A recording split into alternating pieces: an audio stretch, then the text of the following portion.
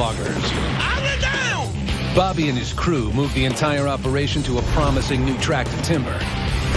But an angry landowner... No, the plan was to haul it off. And a surprise from Mother Nature... Started coming down pretty hard out here.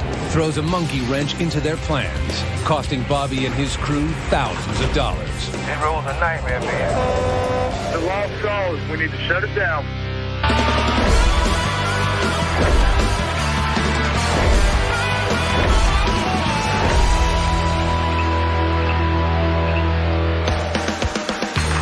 The crew of Goodson's All-Terrain has a reputation for logging where others won't. All right, guys, let's go. Let's get the wood out of here. Hell yeah, boy. Who's next? The swamps of the Cape Fear River region of North Carolina are a brutal place to log. I ain't gonna make it out of this mess. And now, Bobby and his crew are facing the winter months when conditions in the swamp are at their worst. They ain't got much longer out there, do they? All they got left is just that little patch right there behind the loader. Goodson All-Terrain is winding down on the 100-acre Flowers tract and gearing up for a 20-mile company move to the new 250-acre Buckle tract. All right, let's hurry up. Get them loaded. Get them out of here. But before they can make the move, the crew must clear out the remaining timber from the Flowers tract and haul it off to the mills. Okay, let's check out. Good to go. That's coming out. As the crew continues loading out the remaining wood, Bobby heads to the deck to welcome a new crew member. How you doing, William? All right, man. How you doing? Well, a while back, Jose, good loader operator, he went to work with another company, so we've been without a loader man here for about several weeks, and we hired a guy today. His real name is William Woodcock, but they call him Big Red. You had a little bit of time to run it. You getting used to it? Yes, it's slowly getting used to it. My name's William Woodcock. I've been in the logging industry since 1979. Drove a truck for about 10 or 12 years. Been running a loader, skidder, cutter ever since. I'm gonna need a bucket in a little while. All right, I'll tell him to send you one down here. Okay. All right, we'll see you, William. I'm sure Big Red's capable of loading the wood. He's been running a loader a pretty good while, but it's not so much how good he is on the loader. Of course, he's got to be able to run the loader, but he's got to fit in with all the men. I mean, you have one personality conflict, and it kind of messes up the routine and the flow of everything. So hopefully he'll work, because he is going to be a big part of this job. With a deck full of wood and the move only 2 days away, William's first day will be a trial by fire. William will work in tandem with main loader Dave Mueller. They must cut, sort, and stack the wood on the trucks as fast as possible. In two 20-ton machines, Dave and William load one truck simultaneously, making good communication key to avoiding a collision. How's that loader running over there? It's doing all right. Got to get used to the controls on that. 10-4. How you like it, Big Red? I like it all right. It's new to me, but in a way it's not. Well, we are glad to have you. See what I can do about getting you a cake made and getting the boys to sing you a welcome song. Having worked as a logger for the last 30 years, William already knows some of Bobby's crew. The ones that don't know him are eager to meet him. Now, how are you doing today, sir? This is William over here. Everybody calls me Red. Well, welcome to the team. You going out the way? I'm going, Oscar. I was just telling William, welcome to the team. Big Red? I didn't know we were going to get to work together, so I'm welcoming you to the crew.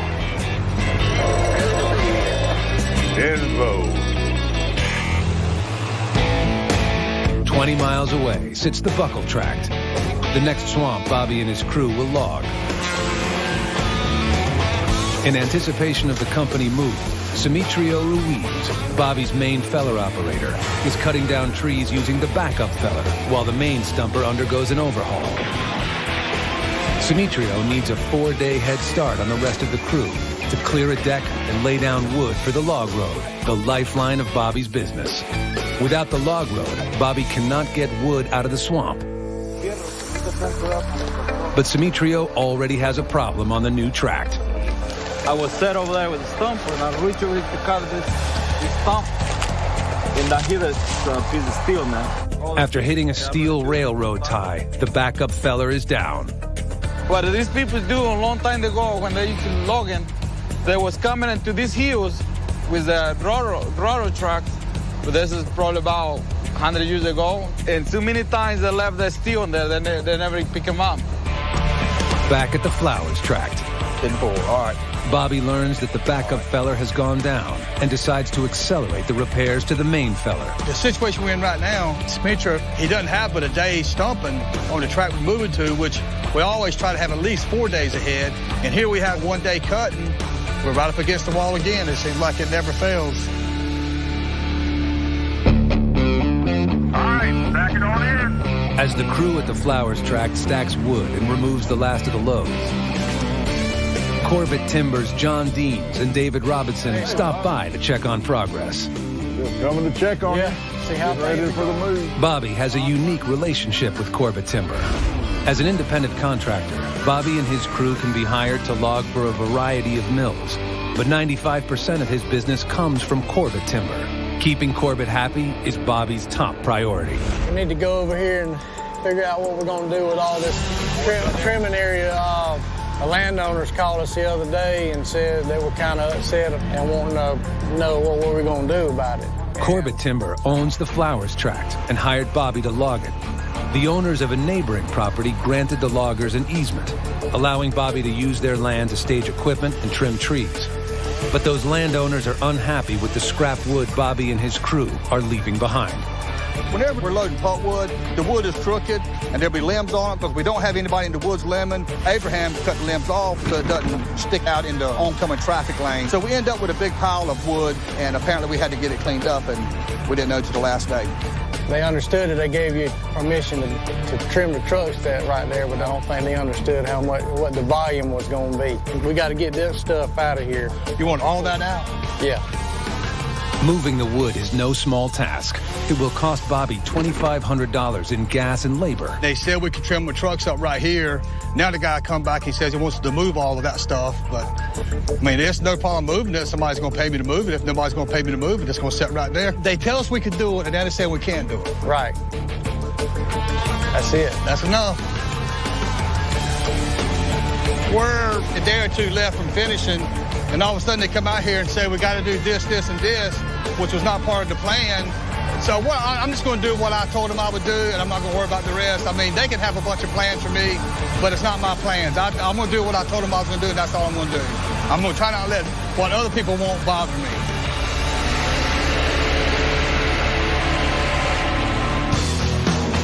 As the day comes to a close on the Flowers tract, the guys focus on repairing the main feller with a little extra help from Tiger Cat field mechanic Carl Dunn. Should be 36. I'm going to drop it down to 31 and set that loader. Bobby plans to move his crew off of the Flowers tract in just 2 days. If the new buckle tract is not prepped and ready when they arrive, he stands to lose $13,000 a day. It ain't adjusting. It's not adjusting like it should, no. That's what I hate there when something like that happens. There's $30,000 worth of pumps on this thing. Right here before move is the worst time for the backup to go down. If we don't get him fixed tomorrow, it's really going to put us behind.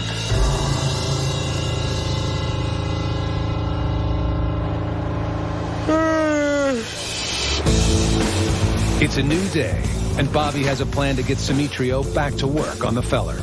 Tiger Cat field mechanic Carl Dunn arrived early this morning and replaced the pumps. Simitrio is back in action.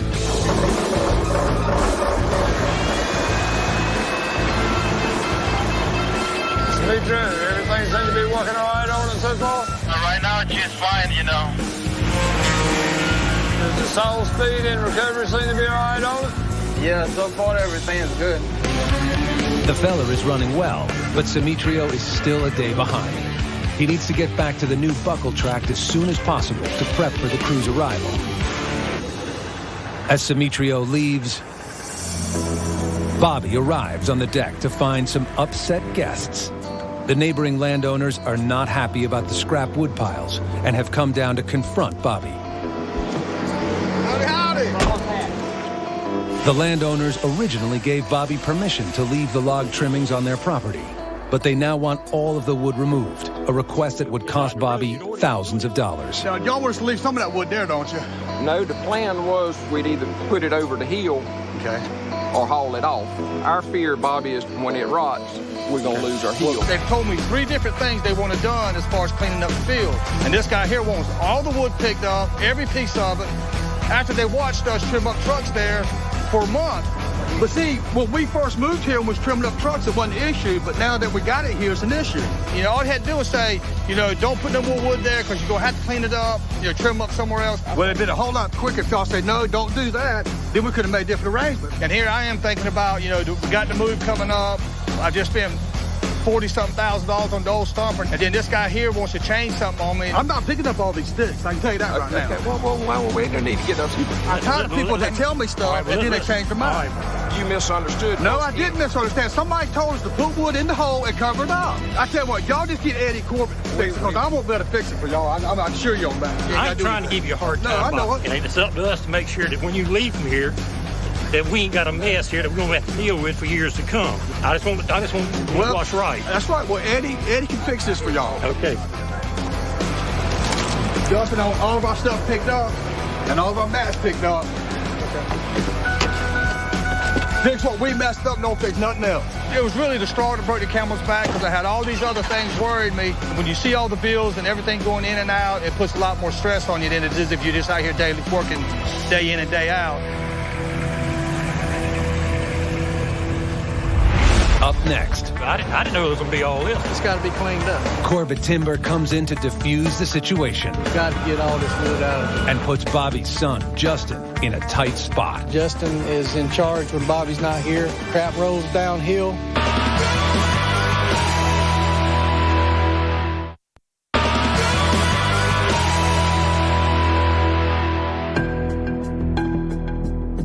I'm not picking up all these sticks. Well, we don't need to get those. I'm tired of people that tell me stuff and then they change their mind. Bobby Goodson is trying to wrap up logging on the Flowers tract.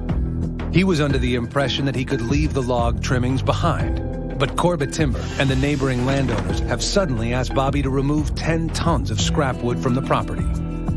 A request that would cost Bobby $2,500 in gas and labor. Bobby refuses and leaves the tract in a rage. Fix what we messed up, don't fix nothing else. You know, Dad was angry when the Sedemeyers stopped by. You know, they wanted him to clean up the wood pile. I think he got aggravated and left, and, you know, he told me just to clean up what we agreed on to begin with and, you know, not what they had come up with this new time. Corbett Timber Company's John Deans arrives on site to settle the disagreement. I didn't know it was going to be all this. I didn't. He might have got blindsided a little bit. He was thinking everything was cool, and then now he's coming up. So it ain't too cool now. So I got here, Bobby had already left. I had to kind of pick up the pieces a little bit. He did get permission from the landowners, but the landowners really didn't know what they were getting into. It was just he needed some sidebars on what was going to take place, and that's where the ball was dropped. Just a little bit of communication. I mean, you dump stuff out in the man's field, you've gone out in his field, it's got to be cleaned up. We're neighbors with these guys, and we've got to maintain a relationship. We've got to keep things right. Hey, Justin. Hey, but the plan is we've got to get all this wood out of off the side of the road, as much as possible anyway. Crap rolls downhill. Justin is in charge when Bobby's not here, so he gets to do all the pickup and the cleanup. They're not mad or anything like that. They just want everything to get cleaned up. 10-4. We'll figure it out. Okay. All right, see you later. Bye. You know, even though Dad told me not to clean up the wood pile, John asked me, you know, to do it. So, I mean, as aggravating as it is, to, you know, as they switch the plans up and stuff, you know, that's the way business is. And the bottom line is Corbett, you know, they pay the bills.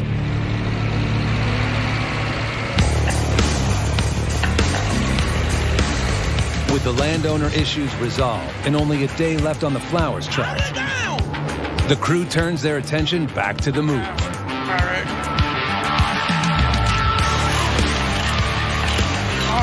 You ready? Yeah. Hurry back. While Bo takes the dozer to the new buckle tract, the crew nears the end, back on the deck. Looks like you got the honor of the last load. Oh, yeah, last load out. Farewell, Flowers tract. With the last of the wood being loaded, William preps his loader for the move to the new tract. William must drive the 20-ton loader onto the flatbed without tipping it over. Any mistake, and he could destroy a piece of Bobby's $250,000 equipment. But just before he pulls up onto the flatbed, William has second thoughts. Hey, Justin. You want to load this thing or we can? Yeah, I can load it.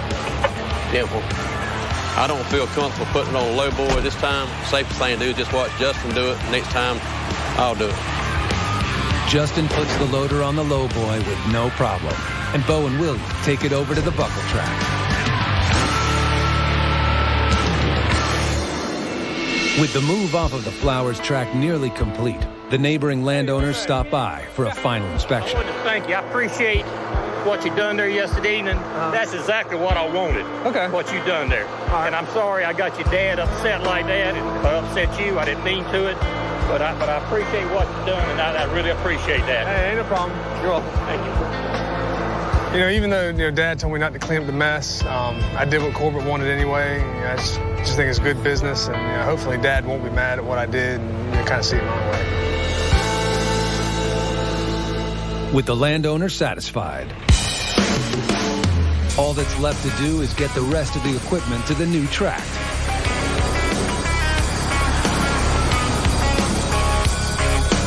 "24 hours after storming off, Bobby returns for a final inspection of the Flowers tract. How things going with you? I'm stressed out, man. That guy. That's all worried. Well, he keeps. It's like change orders. They tell me what to do, like I'm a little kid. They tell me what to do, then the next day they come out and tell me something else to do, and then come back and tell me something else to do.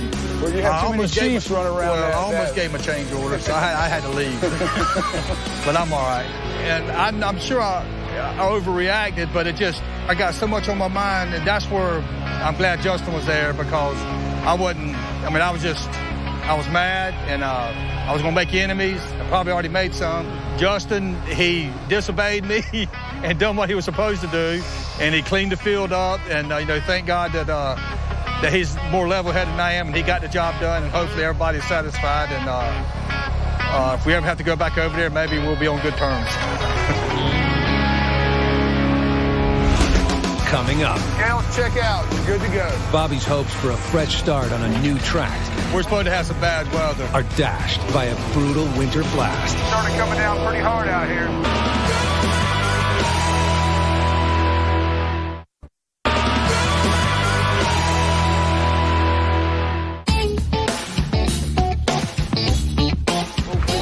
On the new buckle tract, the crew of Goodson All Terrain arrives early for a company meeting. Good morning. After the ups and downs back at the Flowers tract, Bobby has a new stress management plan. We got a new track. We had issues on the other track about irate property owners. But listen, any bad issues come up, call Justin. My heart can't take it no more, so. He won't answer the phone after that. Yeah, he's getting smart, too. We'll have to start passing it down to Smitro or Doug or Dave. But look, we're supposed to have some bad weather. We need to haul sand all day today. Storms during the cold winter months are hazardous for Bobby and crew. The swamps are full of Cape Fear clay, and when mixed with rain, the logging roads can be dangerous, even impassable. I think if Mother Nature will cooperate with us and we can get some sand on the road, we should have a good 2 or 3 month run here. All right? All right, hit the woods running. I'll get out of the way. With wet weather in the forecast, Bobby's priority is to get sand down on the only road in and out of the buckle tract. Fill it up, Doug. At a nearby sand pit, Doug uses the backhoe to load sand into the back of EJ's truck. I'll be right back. Load 1 coming out. Sand is laid down to both soak up rainwater and prevent it from mixing with the clay soil. If these roads aren't sanded before the storm, Bobby will not be able to get any loads out to the mill. I'll be right back. 10-4. While EJ and Durley focus on the roads, Simetrio, Bobby's main tree feller, cuts at a fever pitch. Simetrio lost a day after hitting a steel railroad tie, but finally manages to finish the log road. Okay, the road is open. Now, the skidders can move across the swamp to get the logs from Simitrio and back to the deck, where trucks can be loaded and sent off to the mill. Scales check out. You're good to go. 10-4. Justin, Doug, what's happening? Hey. Strangers. How you doing? Corbett timber buyer Leslie Davis stops by to check in on the new tract. Corbett acquired this land through auction and hired Bobby to log it. The 250-acre buckled tract is filled with a dense supply of tupelo, gum, and cypress hardwood trees. Logs 10 inches in diameter or larger are sent to the mill to be used for construction lumber or high-grade veneer. Any logs below 10 inches in diameter head to the pulp mill and are used to make paper. I hate to say it, but this is like a 3-month test for these guys. We bought this tract on bid sale, so it's very important to Corbett that we make sure that we get every dime, every board foot out of this. As day one on the buckled tract comes to a close, Bobby checks in with Dave on the load count for the week. How'd y'all do? We got 88 this week. Not too bad, but... Yeah. The crew hauled 88 loads off of the flowers and buckled tracts this week, well short of Bobby's 100-load goal. But after the recent problems, Bobby is content. He sets his sights on a bigger load count next week. They're getting closer with the sand. Hopefully they'll get on down here a little bit closer before we knock off, but we need to put some sand right through here. If that road messes up, we ain't got nowhere to jump to. Right. I'm glad to get off that other track. Man, you and me both. But over here, I know we're in familiar territory now, and I know we got good wood. We'll be sitting here a while. Yeah. And I can trim the trucks up where I want to. Yeah, exactly. All right, let's get out of here. All right, man.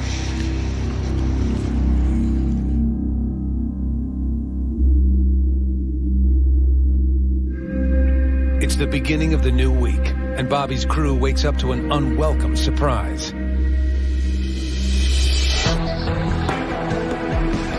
Instead of rain, a freak snowstorm has hit the North Carolina coast, bringing rare blizzard conditions and dumping over 6 inches of snow. Dave, I don't like the way this is looking. You heard from Bobby or Jasper? Nothing yet. Let's just keep working till we hear from them. 10-4. Because the roads are getting worse by the minute, and each loaded truck weighs in at almost 84,000 pounds, the truckers are starting to worry that the roads to the mill are not safe. The truckers aren't the only ones who feel the pinch in winter weather. If Bobby is forced to shut down the whole operation, he stands to lose over $13,000 every day they can't log. Hello. Hey. I haven't heard from you or Bobby. I was beginning to wonder. Look, y'all just go ahead and leave, because I'm out here on the road right now, and it's probably about 6 inches, probably more snow. So just y'all saddle up and get out of here so we can get home. All right, man. We'll do that. As the crew makes their hasty exit, Bobby arrives to touch base with Justin. No, I'll stay with y'all. We'll go just up 53 back home. I guess you don't really want days like this, but we didn't make our quota last week because of the move. Not working today is going to cost us around $13,000. It's just not a good way to start out the new track.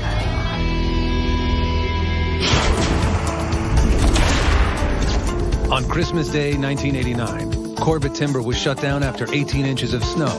For the first time ever, snow shut down the mills and all logging operations for a week. In 2011, a week-long shutdown would cost Corbett Timber $100,000.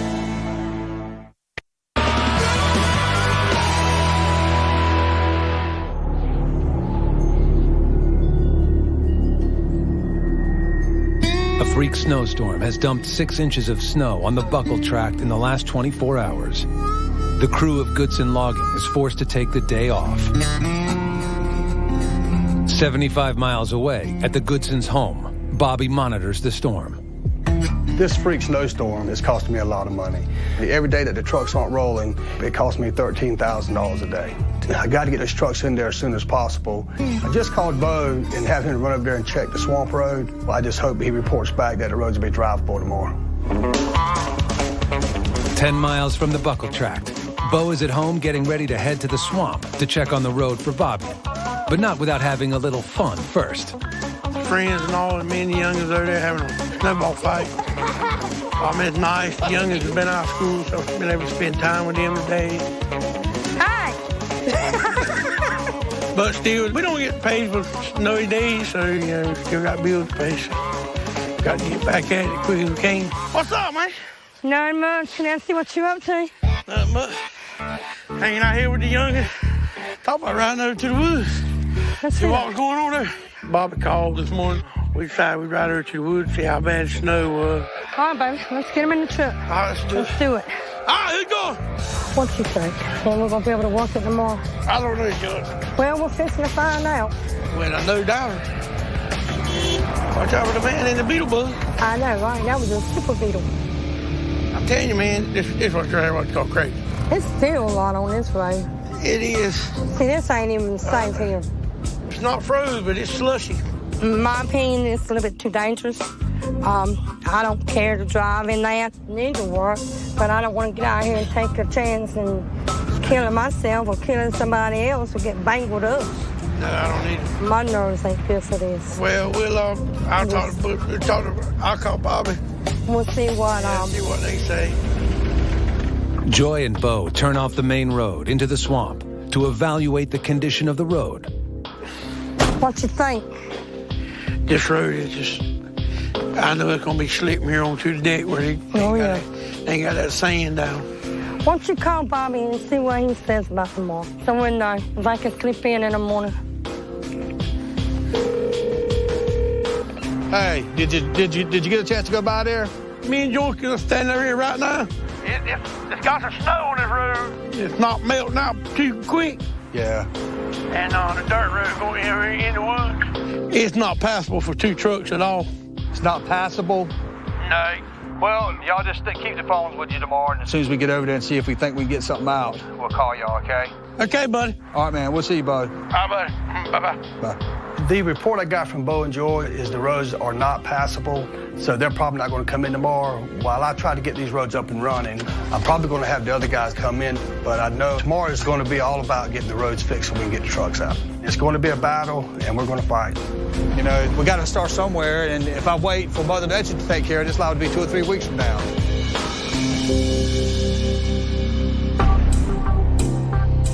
The next morning, the road in and out of the swamp is still not safe. Today, Bobby's #1 focus is getting fully loaded trucks on and off of the buckle tract. When I come into the woods, there's snow everywhere, just like it was when we left. If the temperature don't pick up any, the snow's probably going to be here a while. We just have to make do and try to, go ahead and start fixing the road, regardless of the snow. I was talking to Dad earlier. He said maybe I can get on the grader and just scrape the snow off and just let Doug and EJ haul some sand and just start sanding it. See how it come out. Yeah, I think if we get the sand and start mixing in with that clay, so when we start hauling wood, it'll have some traction and hopefully, we'll be able to start working again. Morning. What's happening, Justin? A whole lot. Getting everything warmed up, huh? Yeah, I'm gonna try to do something today. It is the 3rd straight day that no wood is leaving the buckle tract, and Corbett timber buyer Leslie Davis is back on site to find out what can be done to get loads out of the frozen swamp. You can get back to rolling, that'd be good. So I don't know how much wood we're gonna get out here today. Yeah, that truck road's it's gonna give you some problems. Logging for Corbett's come to a halt. This makes the 3rd day now. Still gonna be a struggle though. These guys has got some serious problems on the road here. And we need you getting as much of that wood out today as you can. Well, let me get this road scraped, start hauling some sand, maybe we can get some wood out this afternoon. I hope so, man. Need all I can get. Every day that loggers aren't working, every day that somebody's not producing, it slows down the bottom line. All right, cool. I'll see you. While Justin focuses on getting the road passable, Simitrio warms up his stumper. He is worried that 24 hours of sitting in the frozen swamp will affect the performance of his machine.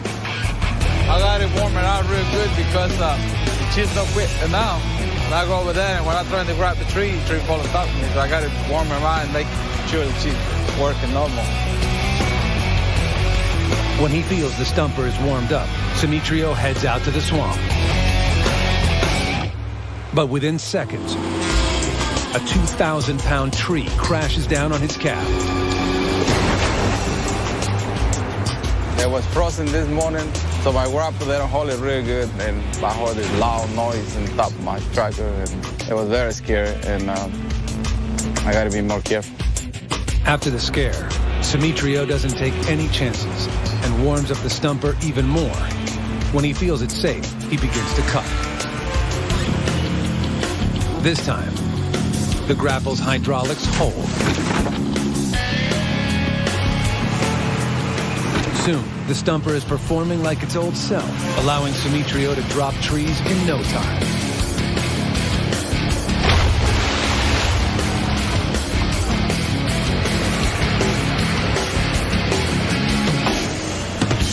Today, the crew stacking the wood on the deck is winning the battle against the conditions. But getting the wood out through the snow is not proving to be nearly as easy. Try to hold. We got to get this road sanded today, okay? So just run it down. Put the pedal to the metal. I know it's costing me a ton of money to fix this road, but I know if I don't get this road fixed, we're not going to haul any wood tomorrow. And if we don't get back to hauling wood, we're going to be in trouble in a little while. To get the wood off the deck, there is a lot of road to sand. Time is money for Bobby, and he has to get trucks to the mill. We're not in the road making business. We're just trying to keep the logging job going right now. My tires won't grip. I need somebody to push down. But no matter what they do, the road just won't cooperate. 10-4 right behind. The road's got a lot of clay on it, so it's real slimy, and it's hard to get around. And if you hit a little bump where you can't have enough speed or enough power to get over that bump, you stuck. Hey, this road ain't no good. Get me out of this mess. We haven't accomplished a whole lot of anything today. I mean, we've got wood stacked, but the wood don't pass nothing in a pile. We got to get it to that mill across the woods over there. And today we absolutely needed this whole road sanded, but we failed. Hey, I'm stuck again. I need somebody to come give me a push. And it's probably cost me, $10,000, $12,000, $13,000 a day just to pay everybody with all the fuel being burned, and we got no money coming in. It's frustrating, really. Coming up, I might not get out. as Bobby's big machines lose their battle with the snow, This thing is cursed. pressure from the mill mounts. Y'all gonna haul wood? If we don't get these guys up and running and get some loads to the mill, this business is going to be in big trouble. Shut it down. The last call.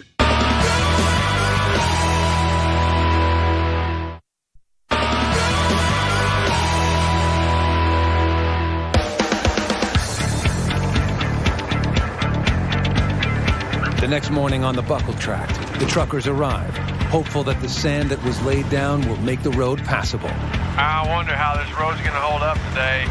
Info. Morning. A little frigid. Yeah, man. Everything cranked up, though. That's good. The road's good and hard. Yeah. If we get maybe a load of sand down here, by the end of the day, we should be set. Trucks, they've had a terrible week just like we have. If we don't work, they don't work. So hopefully we can get the road squared away so they can haul some wood and keep them running. Let's go. We only have a few hours left. Good road. There's a trim up coming out. Overnight temperatures have frozen the road solid. Some of the early trucks are able to haul loads out of the swamp.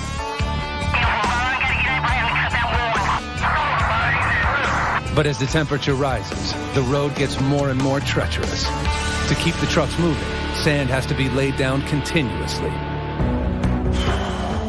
The key to laying down that sand is Bobby's backhoe. This thing is cursed with starters. But Lady Luck is not on Bobby's side. The starter has just broken. Never is. Yeah, it's not good. The starter turns over the backhoe's engine, and without it, the backhoe is useless. When Justin said they tried to crank it, he seen a spark come from the starter, and when he grabbed the wire, that plug melted off the starter. That's what burned off. This thing's brand new looking. All right, I'll go see if I can find this. Keep the trucks rolling now. All right. The main goal, we got to get sand on the road, and the only thing that we needed to work today was the backhoe, and it's the very thing that wouldn't start this morning. It's just Murphy's Law again, bites us in the butt.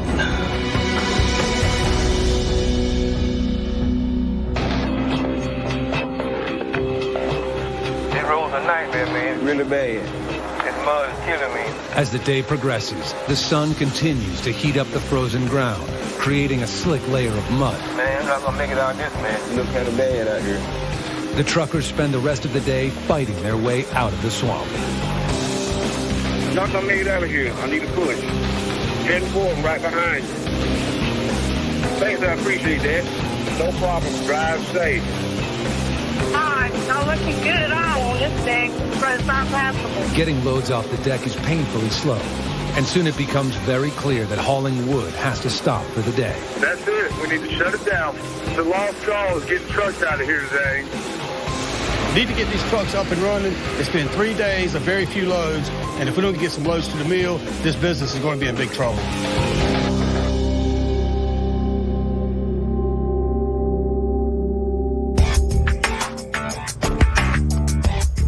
The next morning, the crew arrives an hour early to make the most of the frozen road. This week's impassable road and lost loads have cost Bobby over $40,000. The crew hopes to bounce back on the last day of the week. I came in early. Let's get them loaders ready to work. All right, y'all speed up some of that truck up. All right, back it on in. We ain't got much time.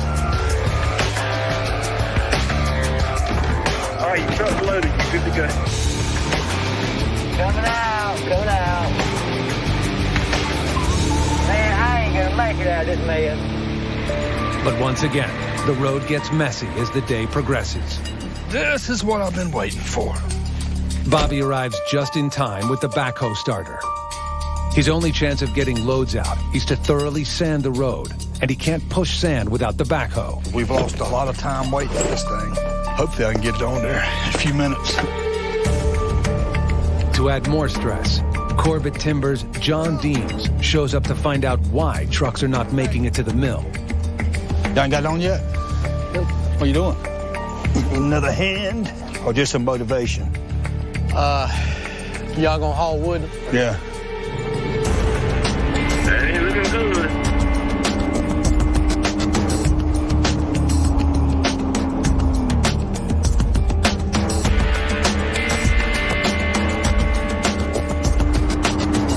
I might not get out.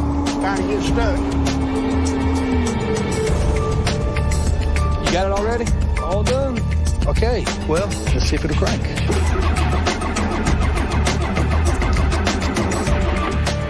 Sounds a little weak.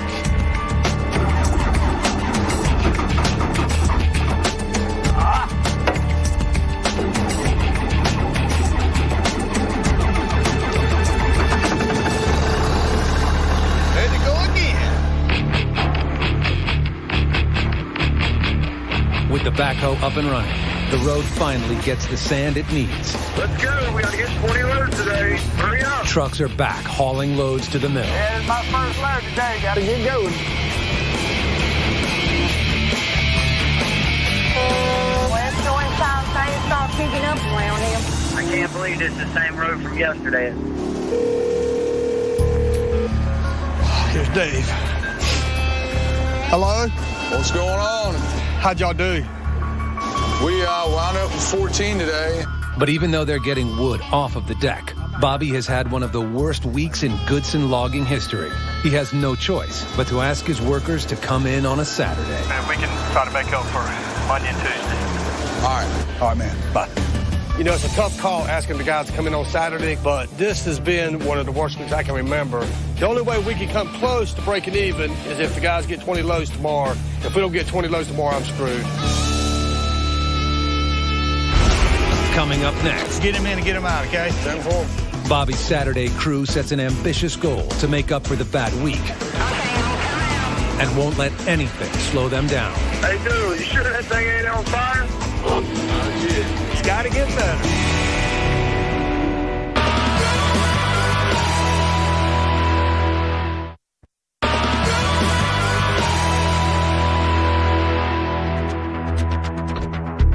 Saturday morning. Normally, the Goodson crew is resting at home. But after a historic snowstorm, Bobby is forced to ask his crew to work the weekend. To make a dent in his losses during the week, they have to get 20 loads to the mill. With only 10 hours of daylight, there's no time to waste. Yeah, like it's cold out here. It is a little bit. Well, you know it's cold when the grease freezes. You're darn right. Dimitro come. I seen that. That was fun. I've been here 3 years. I don't think I've ever seen him I ain't never seen him on a Saturday.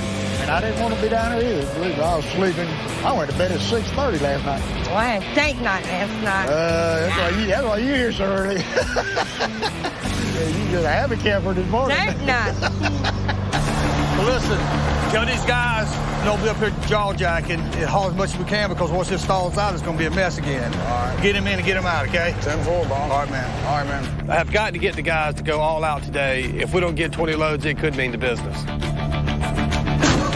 Sucks, man. sucks being here. But you got to do what you got to do. Bobby and crew have come up with a plan to help ease the truckers' troubles. They asked Corbett Timber to drop off a few stacks of mats to ease the struggle on and off the deck. All right, these mats are making it great. Finally getting through. Finally, starting to working. 10 blows. Well, we got to make that money. All right, man, what you got for me? All right, let's hurry up and get them loaded. Get them out of here. All right, Bobby needs to get those 20 loads. With each truckload that comes off the deck, Bobby makes up for a miserable week. The crew pushes their machines to the limit.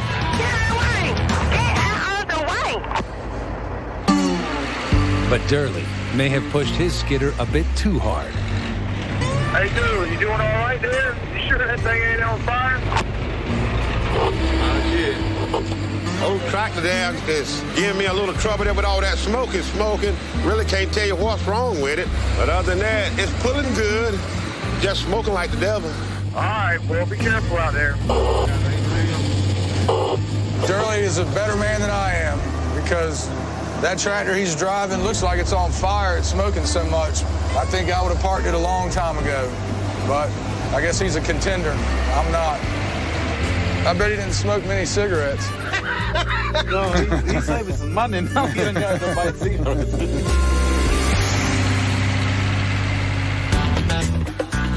Is everything going all right? Yeah, everything's doing good. I appreciate it. Ain't nobody's complaining, so you're doing good. Y'all still getting the loads out. So I was telling Justin, you know, my idea of a good employee is one that does the job I never see. Is I hadn't hardly seen you since you've been working. Yeah. I feel so at home right here. I feel so comfortable. When I get home, I am so relaxed. I come out here and work 10 or 12 hours and go home and don't even feel like I've done anything. You know what to do. If I got a problem, I try to solve it myself. If I don't, I go down the chain. I mean, there you go. That's the proper way to do it. Yeah. Don't worry, we're a man all the time. Thanks, we got enough. Yeah. We only got a few hours left. Keep moving. All right, man. Appreciate it, man. We don't forget the meal. Load number 4. All right, I'm working on Saturday. Let's make it worthwhile. Let's go. We got to get 20 loads today. Hurry up. 10-4. Roads are holding. Feels good to be moving. Come on, guys. I got some hungry babies to feed. Let's hurry up. I can't believe it's the same road from yesterday. It's finally working good. Come on, guys. I like moving. That means I'm making some money. What's up? How'd y'all do? We did quite a bit better than yesterday. We got 23 out today. That is good. The crew's Saturday work pays off. They made 23 trips to the mill, and at $600 a load, they brought in $13,800, softening the blow from a week full of setbacks. Of course, our goal is to get 100 in a week. This week, between the snow and just every... Is Bobby and his team to make a move. Watch your head. We got to make the move quick so we can get back to hauling wood. We got to get back on track. But the new tract has a few surprises of its own. Just wait in case something happens and I get bogged down. We quite possibly could have jumped from the frying pan into the fire. I can't see where I'm going.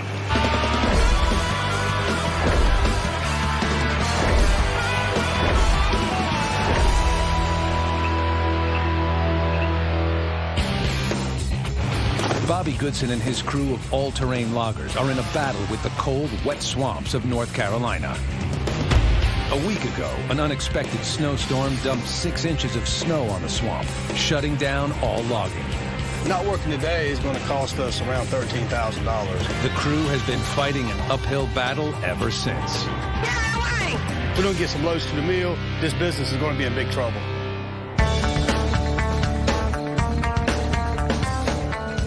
You know, last week we had a pretty bad week, had a bunch of breakdowns, didn't get half our production that we normally get. But it's Monday, so we'll see what happens. And the weather, it's not as cold as it has been, but they're calling for rain this week, so we try to get some sand down before it starts raining. You plan on doing anything on that road today? Yeah, let's take this load and dump it before we get to our deck. But there's one spot there that's got a lot of clay in it. This road on the Backhoe track is just real slick clay. It's a beautiful track of timber, but I don't care how good the wood is, if we can't get it out, it's to no value. such thing with all this pretty wood we have, and we can't get it out, especially if it starts raining. Because this road, if it rains too much, it won't handle it. No. It's gonna be tough keeping the trucks from getting jammed up. It's a bad feeling when you drive these machines and the water is right there in your foot. All right, take it easy. With the possibility of rain and the havoc it can wreak on everyone's mind, the crew gets right to work. They have to deliver as many loads to the mill as possible before the road gets sloppy. Good morning, bub. Want to see about the rain coming in here? What rain? It's coming in tonight. Last week, it was a real bad week for me, and I was wanting to double it this week or triple it. But now they're calling for the rain to come in, and with the road and all, I just don't know how many of us can handle another throwaway week. I really don't. While the rest of Bobby's crew can continue to cut, stack, and pull wood in any weather, the truckers often get shut down when the rain mixes with the clay on the only road in and out of the swamp. In no time at all, the road can become impassable. Wood don't get no damn prettier than this. We don't take advantage of it while we're here, we ain't never gonna get it. That's right. A full load of wood can fetch from $300 to $800 at the mill, but the trucker's cut is only $40 per load, making every run to the mill critical. If that truck ain't going, we ain't making no money, so every day we sit at the house, our paychecks get smaller and smaller. Bobby needs to get 20 loads a day, 100 loads a week to turn a profit. But due to the muddy road on the buckle tract, Bobby's crew is only averaging 12 loads a day. I'm slipping and sliding out here. It ain't gonna be long for this road gets really bad. I wish we could do more for you. Be careful out there. For the past 2 weeks, the Goodson crew has had a miserable time getting in and out of the buckle tract. Man, I ain't gonna make it out of this mess. The lost cause. Bobby's efforts to overhaul the road were met with opposition. The landowners don't want us to do any kind of grading. Their motive is it's a hunting place, it's their land, they don't want nobody messing with it. Well, we're trying to make a living over here, and I wish the guys would just let us get the wood out. I mean, we got about $400,000 for timber back here. But it's really got us in handcuffs. I mean, it could actually shut us down. Hey, Sumitra, how you doing? Good. I'm sending Sumitra out with David Robinson. They're gonna go out and try to scout a new deck out in case this deck here goes south, which it looks like it could at any minute. But if this deck does mess up, I don't know what we're gonna do. We can improve this, but going back out, we don't want to widen the road any. I can see the possibilities of this deck site working, but there's a lot of work that'll have to go into it, and I just don't know if it's worth it. The question is, how do we get the road trucks from here to where we've had to park? Even if the deck site works, we got to have a good haul road to get to the deck site. Well, this road is worse than that road. Rather than spend a lot of money fixing a wet road, I'd rather come back when it's easy to drive on. If we don't have a good road, we have to fall back and go somewhere else. We need to break the bad news to them. Well, Sumitra and I just went over to the second deck, and it would take a miracle to make that road work. Maybe fall back, go cut something different, something with a better truck road until... You want us to fix the road while we're here? I would probably leave it. So it'd be best to fix it while we got everything right here to get it fixed. We can't afford any more downtime. The weather has really put us behind, and we've got to get somewhere where we can make some money. And I think our best bet is to go ahead and fix the road we're on down and haul the wood that we got cut down. But we'll just haul some sand on that and see what it does, and we'll go from there. Okay. All right, man. All right. You know, we need to get the sand down now because, you know, the road is mostly clay, and the sand will help the clay not be so slick, and we're blocking the only road to the deck. Come on, truck driver! But just before Bobby can get the first load of sand on the road, the skies open up. Well, we got our 21 loads today, but with the rain starting, who knows, that might be all we get this week. On Monday, Bobby's crew was able to haul a total of 21 loads.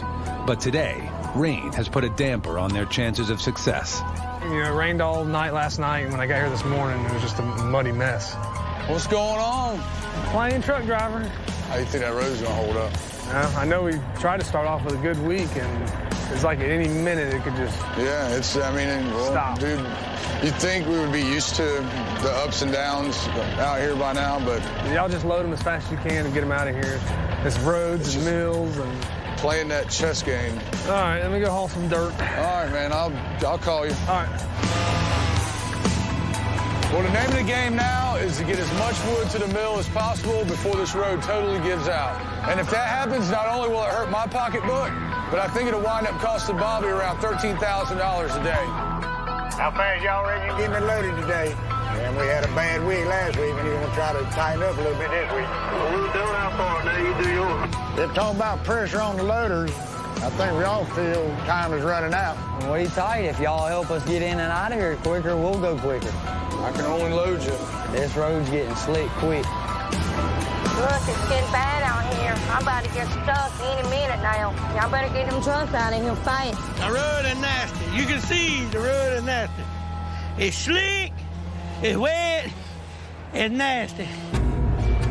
Well, it was bound to happen. The truck started sliding, and when it got this far over, the trailer, it wanted to slide with it too, and it's come up here against this. It's gonna try to take this tree down, I guess. I feel bad because the trailer's blocking the road, and nobody can get out to go to the mill. But what am I gonna do? From the time you get off that main 10 mile road out there, you just about slip and slide the whole way. You're just along for the ride. You don't control anything. We're losing these roads. We're losing them. 6 hours into their 9-hour day, Bobby's crew has only hauled out 10 loads of timber. They'll have to move Gary's truck quickly if they hope to make up their goal of 20 loads for the day. I got Doug out there trying to put sand on the road as fast as he can, but it's like fighting a losing battle. Hey, turn around and go get Gary. He's stuck. And now Gary's stuck. I'm gonna have to stop Doug from working on the road so he can go out there and try to get Gary unstuck. Little dozer time. Man, it's crazy. We got trucks lined up, trying to get to the mill, can't get to the mill because Gary's stuck right in the middle of the road. And some days just don't pay to get out of bed. Just as Gary's truck is moved and the road is finally cleared, the rain starts up again. Back on the deck, the situation becomes even more desperate. Can we step it up a notch and get it maybe double, triple what I got last week? We'll get you loaded as quick as possible. 10-4. You know, I'm working as fast as I can to get these guys to the mill, but I can't do anything about the rain. I mean, the deck is a mud pit.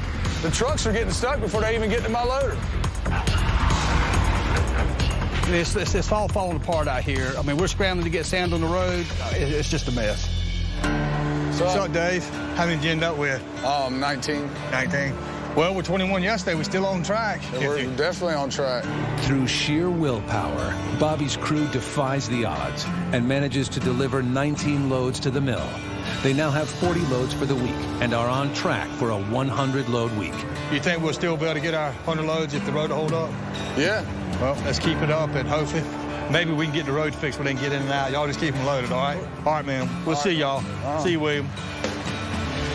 They don't make a truck that floats, you know, and we still got to deal with the roads getting in and out, and we're always the furthest off the road compared to the conventional crews. So we'll keep plugging at it, and hopefully things will turn around for us and we can start drying up and get some wood to the mill. Coming up.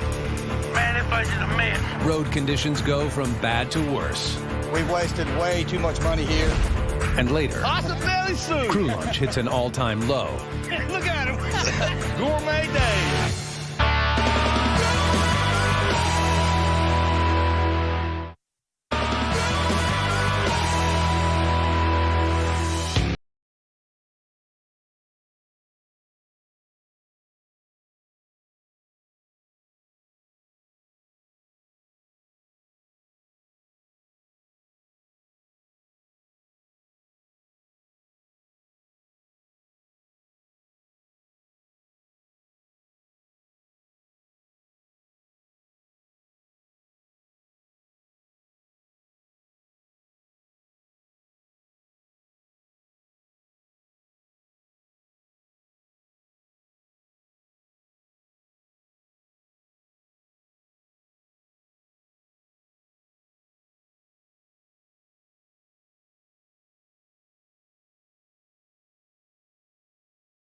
Yang yang.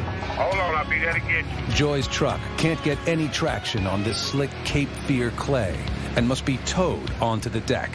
with the rain coming in again, I mean, it's just, it doesn't look good for us. It really doesn't.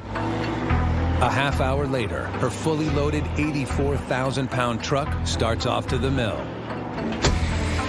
Hey, guys, I got a problem over here on my truck.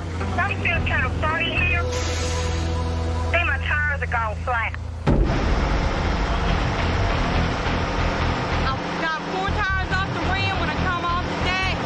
It hit the mat, busted one off, so I lost all my air on the other side, and I've got 4 that's flat. Joy busted a tire, and our air system's all linked together, so all our tires went flat. It gets a little aggravating to the drivers when you're doing what you can do, but your truck's doing what it wants to do. You have no control of it.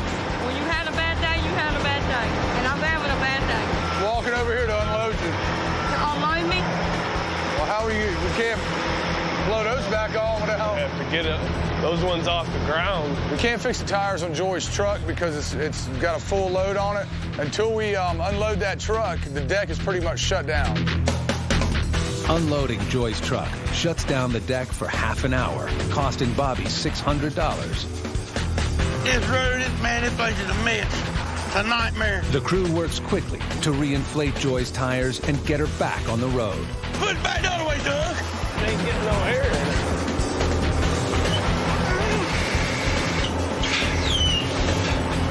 But their efforts fall short. I thought maybe we could get a couple of them aired up, and but we had to just get her out of the way because we had 4 other trucks waiting. Finally, Joy's crippled truck is moved out of the way. But very quickly, the other truckers learn that Joy isn't the only one that's going to struggle to get out of the swamp.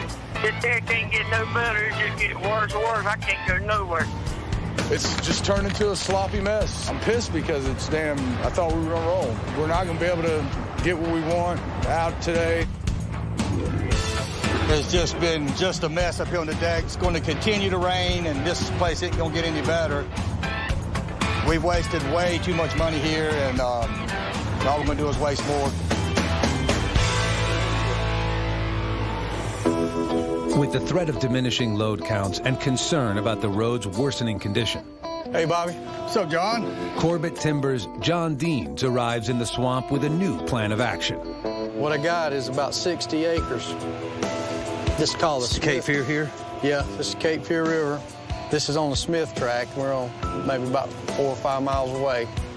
All this swamp in here, we're gonna go ahead and scoot him over there, keep him working, and let the buckle track dry out. I got a road in there.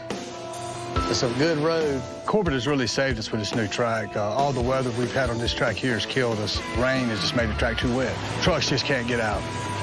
You know, even though it costs us $6,000 to move, it's just going to save us money to go ahead and get over there instead of sitting here spinning our wheels. All righty. All right, man. Thanks, John. Demetrio, you want to walk the stump right there to that big camper where Bo can get it?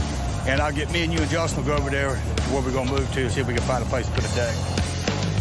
We're going to have to split the crew. I'm going to take Demetrio, a loader, and a skidder over to the new track and see if Demetrio can get a deck cut out. We got to make the move quick so we can get back to hauling wood. I mean, we got to get back on track. The new 60-acre Smith tract is filled with both hardwood logs and pulpwood trees, and more importantly, dry ground that could keep Bobby logging for weeks.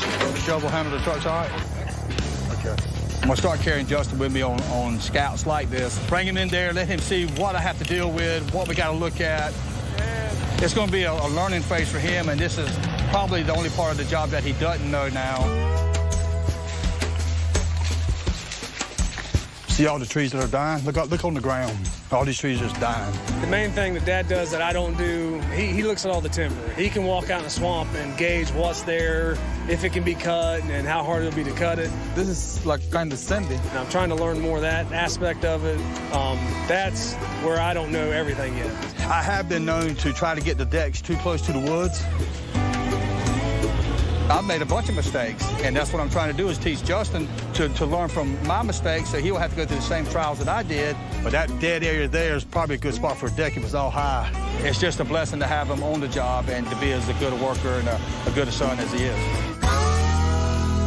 The new Smith tract has great potential. What it doesn't have are any clearly marked trails. Which way do you think the stumper is? Straight this way? You say this. We really need a map. Logging these woods is one thing.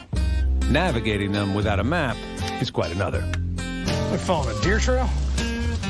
After 30 minutes of wandering the swamp, the guys make it back to the feller.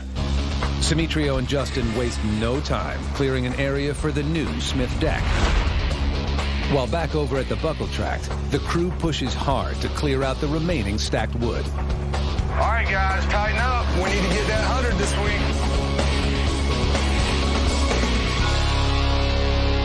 At the end of the day, Bobby checks in with Dave. How'd y'all end up doing? Oh, I didn't get but 14 today, but that's about 10 more than it looked like we were getting the way this morning started off. We'll figure it out where we can keep at least one loader over there to get rid of some of that wood. 10-4, Bobby. See you in the morning. All right, buddy. If Simitrio can keep running and get some wood down over here, hopefully we get one of the loaders over here by tomorrow evening and start the transition, and maybe our luck's changing. Coming up, the move to the Smith tract is on, but the crew would not leave their trouble behind. I'm getting tired of this, man. It's just an axle brake and money pit. And later, Bobby takes his $250,000 shovel for a swim. You never want to go out on your own doing anything like that.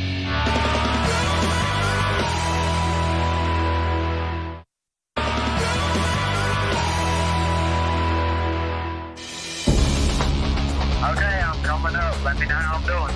After a 3-day load count of just 54 at the muddy buckle tract, the swamp loggers moved their operation over to the new Smith tract. I don't know if I can make it to the later. But just finishing up the last few loads on the buckle tract is proving to be difficult. Joy, just take it nice and slow. Bobby's crew needs to push through the sludge to get the last of the stacked wood to the mill. To make their goal of 100 loads, they've got just 2 days to haul 46 loads. Yesterday was a crisis for me. I was from one ditch to the other ditch. It gets a little aggravating, but instead of sitting at home. All right, that's it. The road's actually drying up a little bit. The wind keeps blowing sunshine. It may dry up enough that they can get the wood we got piled up out of there. 8 miles away at the new Smith tract, the skidder has arrived and is ready for action. I reckon we'll get a loader next. That works for me. Justin and crew prep the deck for the arrival of the first loader. How does that look like? It's good to me. I'm guessing like the front of the trucks might be right here in between the dozer and the tractor. And then, so you look on this side, I think we can clean that spot, and then the trucks can go right there, and Abraham can limit in there. With the mills hungry for wood, Corbett Timber's John Deans arrives to check on progress. Was that hill too sandy? Immediately, John has a concern with the location the crew has selected for the deck. This was a straight shot to that road. It wasn't what we talked about the other day when we came in here. We just talked about coming down that ridge. The original plan was to set up further down the block on a sand hill. But me and Dad decided that the road had too many tight curves, and we didn't want to cause any more problems for the trucks. The solution was just to set up further down and make a straight shot out to the road. It'd be a lot less turning. Because over on the top of the little hill is just sand. Yeah. We said we would have a hard time in there. The access road to get to the timber is not at all where we had talked about coming in. You know, we give Bobby the flexibility to do that. He made the decision. I wasn't here. The question I have is, there is politics in logging, and you don't want to rub Corbett the wrong way. And this side is wet. Yeah. And this over here is a hill, so we thought... So we explained the situation to John, and he came around to our way of thinking. This will probably hold up better than the sand will. The sand, yeah, that's what we thought too. And actually, it's going to be a better road to get into the timber. It's just a little surprising. This is the kind of thing Dad normally takes care of, so I was kind of relieved, when he showed up. I was wondering why you didn't go down what we talked about. It's trying to go straight. The way it looks, this is going to be a better road. I don't think John has too much to worry about. We got Williams' loader on the way over here. Potentially by this afternoon, we could be loading trucks off this deck. We've had 2 weeks bad, back to back. So we got to get on a roll and try to start catching up again. Truck coming in, truck coming in. But just a mile from the Smith deck, the first truck is in trouble. I'll go in there and turn around, and you can get me back through here. The lowboy carrying Williams' 20-ton loader has sunk 10 inches into the soft sand that covers most of the 5-mile access road. And just behind it, The truck carrying the sawbucks is also stuck. I got no track whatsoever. Yeah, we just came from a pure mud hole to a pure sand pit. I mean, I believe the sand pit's going to be a little worse than the mud hole was. We got a road that we thought was going to hold together, but just bringing in the cutting machine and one shovel, it's gone to pieces. This is crazy. Here we are on the new track, and instead of the tractors pulling wood, they're out there on the road trying to run a towing service to get the trucks in and out. You know, it's making me nervous. I'm wondering if we made the right decision to move over here. We quite possibly could have jumped from the frying pan into the fire. But once again, John has a plan B. Let me go see if I can get in touch with Sam. We have another way to get in and out, but we have to get permission from the adjoining landowner. A second, much shorter half-mile access road leads into the backside of the Smith tract and is made of hard sand that they hope will better support heavy loads. John's going to try to work that out so we can go out the back way, which would be a tremendous help. Dave doesn't expect to get more than 13 loads out of Backhoe today. There's no way we'll make 100 loads for the week now. These numbers just ain't going to cut it for long. I'm ready for something to start breaking our way.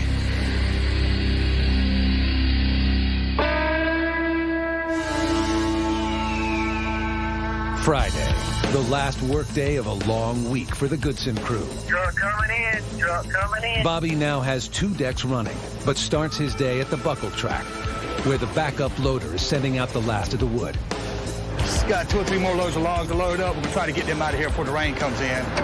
And we'll probably just let this track sit here until we get to the drier time of the year. A lot of good wood, a good track. I hate to leave it, but you can stack up wood all day until you get to the mill. It don't pay the bills.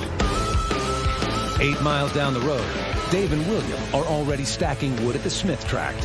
And soon, the crew here is in full swing. Let's keep them moving. But the weekly load count stands at a dismal 67. There's no hope of hitting their goal of 100 for the week. To make 75 loads, the break-even point for the company, they will have to haul loads from both the Backhoe and Smith tracts. Maybe we can get some loads out of here. They still got the wood piled up already. Coming out, leaving the deck. By mid-morning, Gary is ready to drive the first load off the Smith deck. But to get out, he must travel the same sandy 5-mile access road that he battled on the way onto the tract. This mess is so sticky. Sorry, I'm gonna need another push out of here. I was having a good day, but I seem to be stuck now. You know, I think this is the worst look I've ever had with these roads. They're going to have a tractor out there all day long pushing trucks in and out because nobody's going to get in and out of that road. John don't get us out the back way, we're going to lose a lot of money over here. When you get over here on a road like this, the trucks, they're going to try to get through a hole and it's going to bounce and pop an axle into it. That's, you know, $500 or $600. It's just a axle breaking money pit. Damn, I'm out here stuck again. I'm getting tired of this mess. Logging, you know, we're working on about a 3 to 7% profit margin anyway. Most retail stores are 30%. And here we are working on this little tiny margin, and then mishaps like this happen. If we don't haul wood, can't pay the men, can't pay the fuel bill. It just kills the bottom line. Because it don't take many of them and you're out of business. It's all up to Corbett. It's up to them to get the accesses opened up for us so we can go out the short way. How many loads have y'all loaded up here? That's number 7. With the week's setbacks, Bobby hauled only 73 loads, 2 shy of his break-even point. The deck we can handle. It's just that road going out, man. If we don't get that access to that other road, we're going to have a time down here. It's John.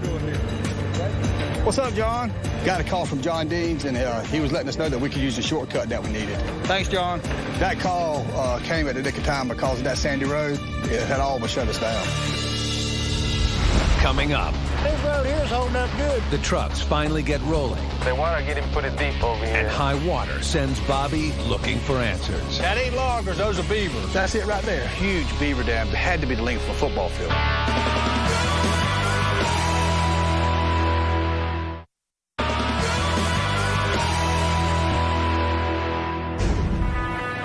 right, guys. Probably on that shortcut road. Let's move some wood. The swamp loggers are finally settling in at the new Smith tract and hoping to put their road problems behind them. Another access road we can come in off of the north end, ain't but a half a mile coming that way a while ago. It'd be a pretty nice way to go in and out. Truck coming out. Yeah, this road here is holding up good, considering it's rained on it. It's a little slick, but we'll be all right. Between freak snowstorms and heavy rains, the weather has beaten down Bobby's crew in recent weeks. I am not ready for that. That's the second day. We have got to get back up to 20 loads a day so we get this company back operating in the black. Fortunately, the tract's not as big as where we left, but we got 70 to 75 acres here. We needed a place that could work with some rain, and this is one of them that'll do it. It's all half-inch steel in it. Don't worry about it. You'll scratch it up, but you won't hurt it. Needing to make the most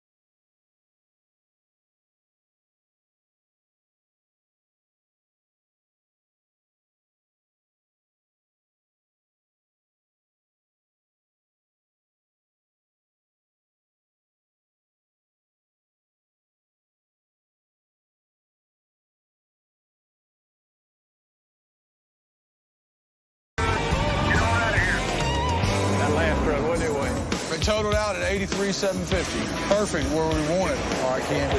Thank you, son. A good cook. These scales right here is about 15,000, but it's a bargain because if we're maximizing every load, we don't have any light loads. That's where most money's lost.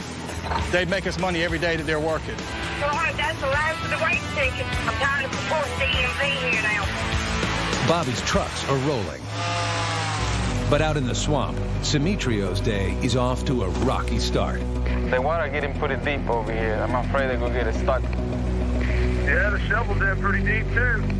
I don't like the looks of that. Swamp loggers battle water on a daily basis. But when the water levels get too high, the machinery is in jeopardy. So I'm kind of concerned because when it's that deep, the water reaches the motor and get in the motor and shut the motor off, and that's it. Anytime the water gets high, it could shut us down. If the water backs up to the roadbed, the trucks can't run. If the skidder operators can't see the shovel road, they could easily slip off the road and we could lose the whole tractor. Last winter, Bobby almost lost his $250,000 shovel twice when the 37-ton machine slipped into a flooded swamp. High water's bad news. At least this time, I think I've got an idea what's going on. A couple of men come by the job the other day that's hunted this place and lived here a long time, and they mentioned to me that there's beaver dams out there. Hey, Bobby. What's up, John? You were mentioning a beaver dam. News of a beaver dam quickly brings Corbett Forester John Deans to the deck. They were telling me somewhere over in here there's a beaver dam. Okay, let's go see if we can find it. Beaver dams cost Corbett Timber thousands of dollars in lost revenue every year. The deep pools of water beaver dams create not only drown mature trees, they also prevent new trees from growing. Look at the beavers. Yeah. That ain't loggers, those are beavers. Being a forester, I spend a lot of time trying to control the beavers. I can grow timber in a swamp, but I can't grow timber in a lake. Swamps need to dry out at least a couple months out of the year. So I have to keep the water out just long enough for these hardwoods to get reestablished and start growing. The water on this road's getting pretty deep. I bet we're close. Hang on. Damn! I got a head rush. Woo! We're gonna have to walk the rest of the way. There's beavers somewhere around here. Closer we got to the dam, you could see that the beavers were damaging everything around us. There was no new growth around here. The beavers kill this wood out or they log it? They logged it, and then, of course, it was coming back good, and then, of course, and the beavers got it. Beaver, they messed it up? Yeah, and then in the bottoms down here where it stays flooded all the time, it just killed it. Look at that. All right, here we go. That's it. That's it right there? That's it right there. Sure enough, there was a huge beaver dam there. It had to be the length of a football field. All right, you see those little pines over there?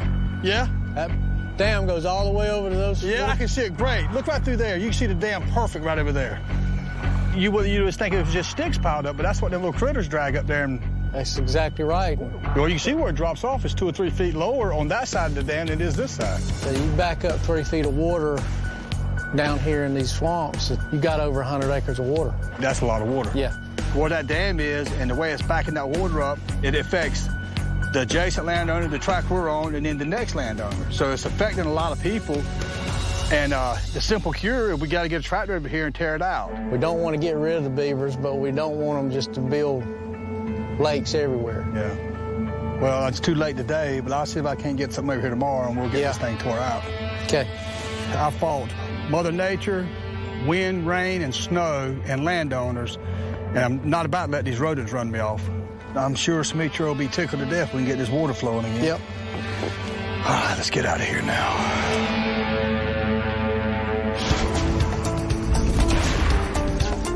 Most beavers build dams so that their lodges or homes can be surrounded by water.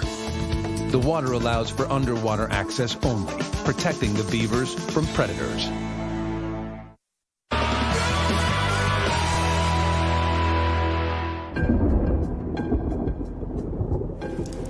The weatherman, he nailed it this time. It's supposed to rain for a couple of days, and so far it has. And the water's trapped in here because of the beavers, and it can't get out to the river where it wants to go. So we found the beaver dam, and we're going to rob Victor's shovel and go over there and tear that beaver dam out, get this water table dropped, because it's going to make it a lot safer, and plus the road won't float away. In water this deep, just getting heavy equipment to the beaver dam is a risky proposition. Justin, be careful. These roads over here are narrow. I had Justin to follow me in the dozer just in case I got stuck. And I was using an old road that hadn't been used in years, and it was a tight fit. I could barely fit through there.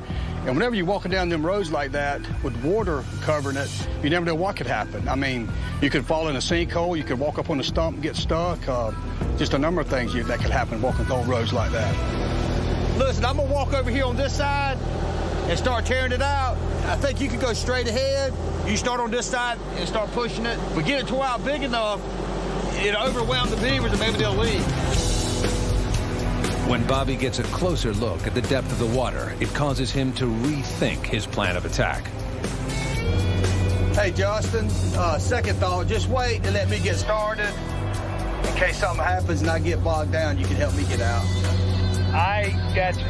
I thought we'd get Justin out on the bulldozer to help push it, but after getting on the backside, seeing where the big bottleneck was, it's always good to have somebody with you. You never want to go out on your own doing anything like that, because anything could happen. I mean, I could get stuck, fall off the tractor, drowned. I mean, so it's good to have somebody with you. And, you know, we got communication, which is a good thing, but if I'm floating face down in the water, I can't do a whole lot with the radio. I was just going to try to walk in on the water side and just rip it out back to me, but once I tried to go across there, one whole track went completely under the water, and I couldn't see where I was going. If enough water floods his engine compartment, Bobby could lose power and fall into a sinkhole. I can't see where I'm going. I'm just heading to the other side. I had that same feeling about, I guess it's been 10 or 12 years ago, where I lost a machine. Same type of environment. You know, I couldn't see where I was walking. It was all water. Yeah, this way right here, I'm going to go on the other side, see if I can get to it. You gonna walk through there? So I kind of decided I better back out, and I went ahead and walked around and came up on the low side of the dam. I'm gonna go knock this thing out. And just grabbed a mouthful and pulled it back, and here comes the water.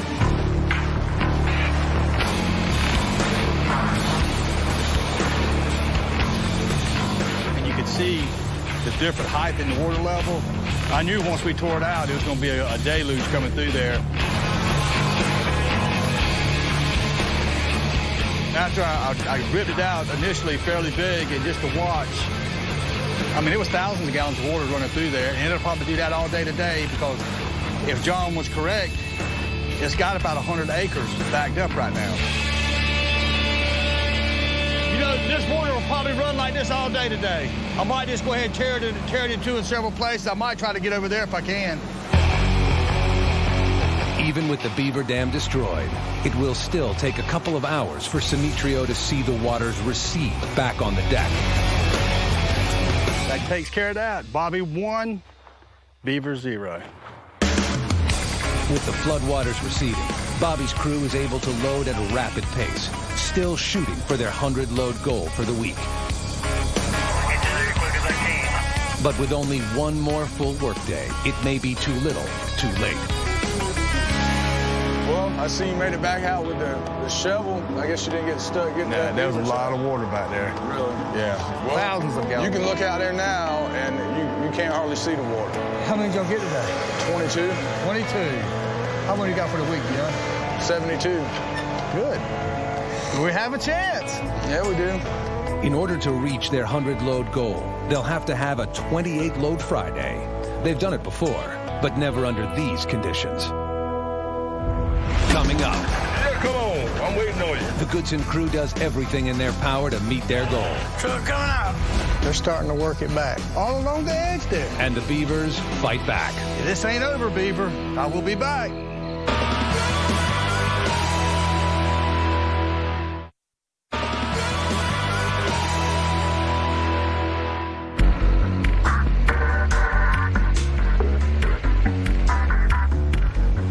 The water dropped a lot.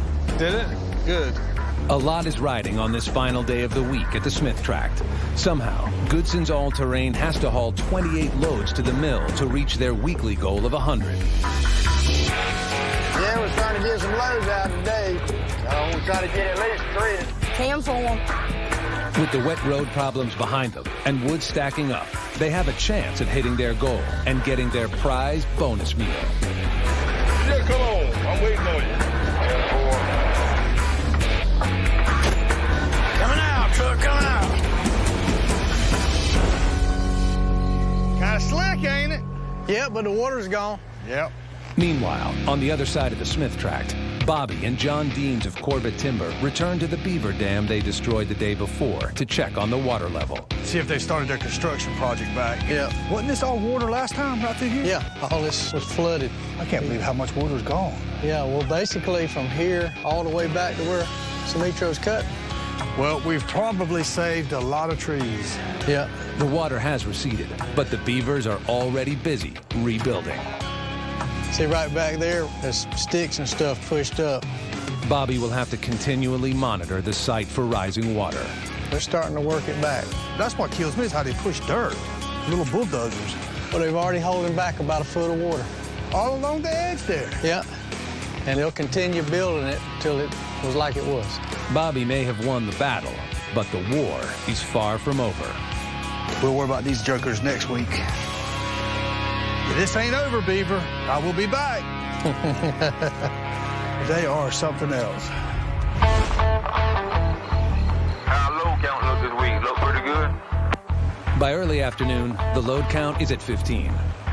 And with only a few hours left in the day, it's looking doubtful that they'll haul the 13 needed to make their 100-load goal. We should have hit low 90s. Not quite 100, but low 90s. That's still good, man, compared to the week we had. Dave has to give Bobby the bad news.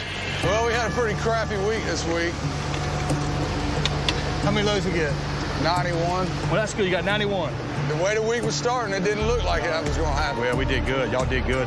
At 91 loads, the Goodson crew is 9 short of their goal. Bobby will barely make a profit this week, and in the near future, he will have to fight to survive in the swamp. Regardless of his recent troubles, Bobby is proud of what his crew was able to accomplish under such tough conditions. Everybody has busted their tail the last few weeks. You want to cook something? Yeah. Can you make a stew? Yeah. I tell you what, I've had my granny used to make just a homemade beef stew. Yeah. If you get 76 loads, you get a can of potted meat. But if you get a little less than 100, you get a beef stew. Now, if you get over 100, we're talking about steak, lobsters, shrimps, bunch of good stuff. Are they setting up the food tent? I didn't think we got 100 loads this week. That looks good. I guess we didn't get 100 loads this week. I'm gonna head on over there. I reckon David messed up on the load count. We tore Beaver Dam out yesterday. They've already got the water stopped again. No unemployment in the beaver world. No, sir. Those cats are working. Well, you requested stew, and I came through for you. Oh, yeah. David is our on-the-job cook, loader / chef. It's been a good end to a rough starting week.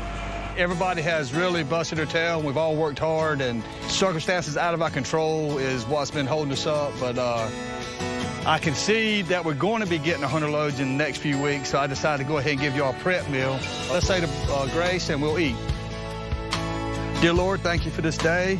Thank you, dear God, for all that you do for us. I pray, dear Lord, that you bless the food, watch over us, keep us safe, give us wisdom, dear God. For in your son's precious name we pray. Amen. Yeah, I was really shocked when I got into the woods today, found out that Bobby treated us to dinner. Bobby's really good to us, he really is, you know, and we can't ask for no better boss. Trimmed all the fat off of it, but I skimmed the fat off the top, too. I depuaged it. You did what? That's a French term. For defatting? Yeah. If this is healthy here, I can eat healthy. Is this healthy? Yes, it is. I mean, well, I can see the light at the end of the tunnel. Who's got a Coke? How did y'all enjoy that stew? Hey, is that what's left of the stew? That's it. That's the lean meat that we cooked for you. Awesome belly soup. They have to get back on track, but an angry neighbor. Well, that's still not the damn line, which is not. A land dispute. If we'd have cut these trees down, it'd have cost us double damage. Nasty roads. Damn, slow going over here. And a last-minute decision from Corbett Timber. The road is tearing up, so we need to quit. What's going on out there? We ain't stuck. This thing's only holding up. Threatened to shut the company down. John, can you help me out here?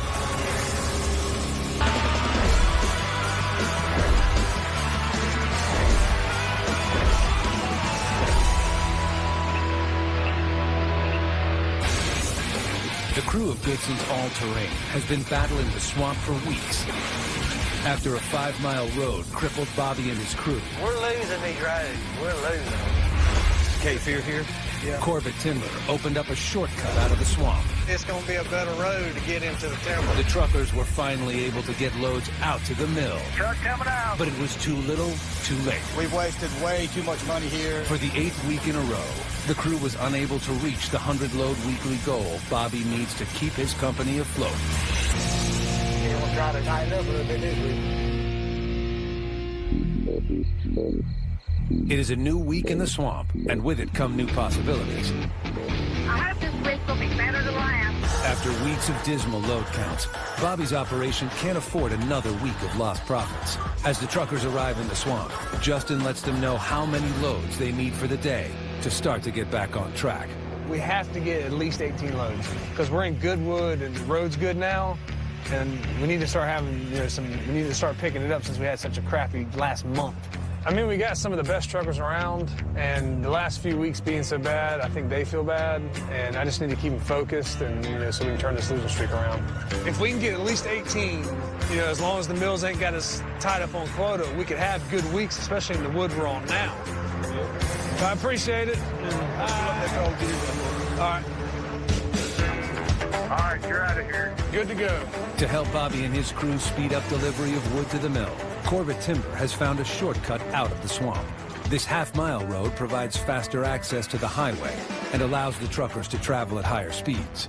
The 5-mile road was slowing them way down, and they're hopeful that this shorter, better road to the mill will allow them to hit the 100-load goal.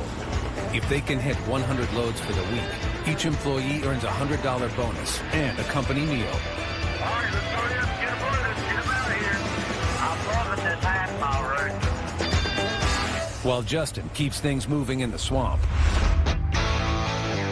What you have to replace all the top leaves? 75 miles away at headquarters, Bobby starts the day at the shop and checks in with his main mechanic, Doug. Got some bad news for you. I got another job. I got some bad news from Doug today, which kind of caught me off guard a little bit. I got a job here in town, working, doing utility locating. actually. It was a tough decision for me, but when it comes down to it, I think this will be a better opportunity, more room for advancement, be able to move up, you know, and maybe not be a grease monkey my whole life. I like doing what we do, you know, but you know as well as anybody that it's a hard life and it's hard on your body. Well, I hate it, Doug, but I mean, I understand where you're coming from, and I mean, it is tough.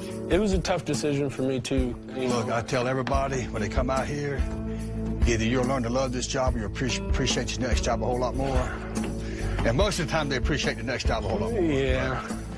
I'm gonna miss you, man. It's hard to replace somebody like Doug. Doug's a good mechanic. He thinks for himself. He'll be a hard one to replace.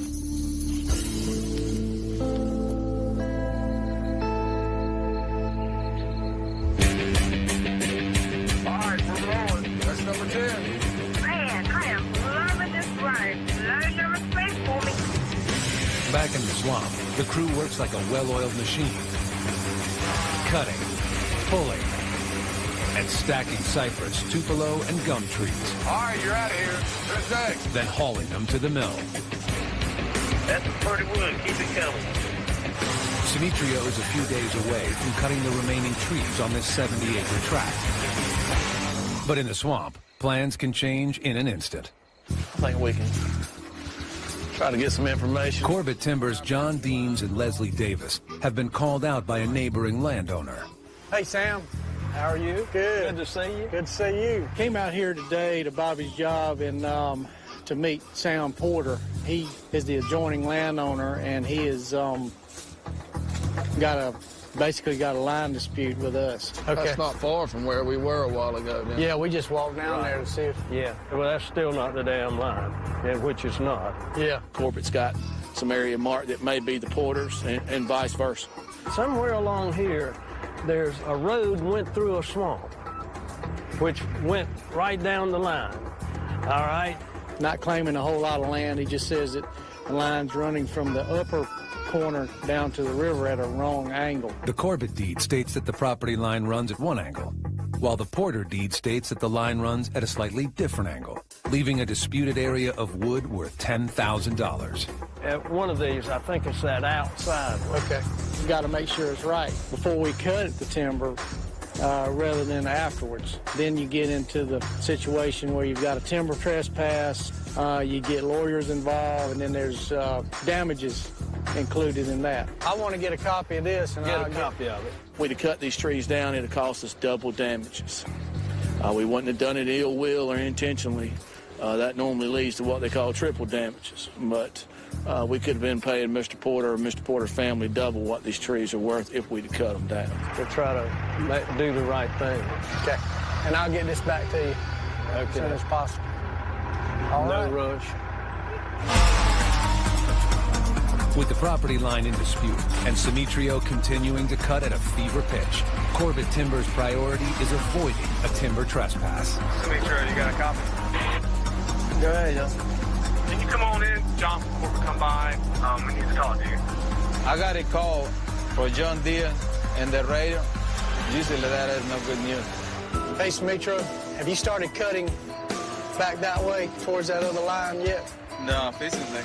Okay, when you cut that way, I need you to hold up at least 300 feet back from where that yellow painted line is. It's very important for everybody to maintain the boundary lines.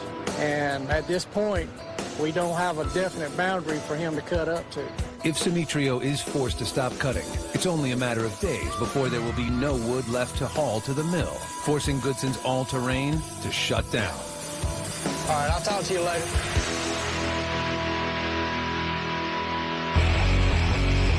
We're rocking and rolling now.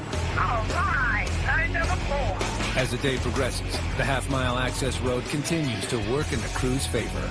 That's load number 16. We're posted at 18 load goals today. Have y'all figured out where the sideline is going to be?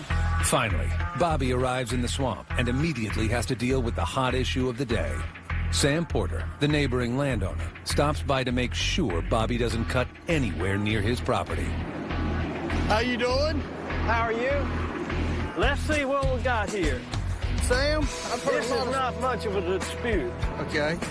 All right, this is the line based on the Porter deed. This thing here hadn't been challenged by anybody. Yeah. And this is right, you know, regardless.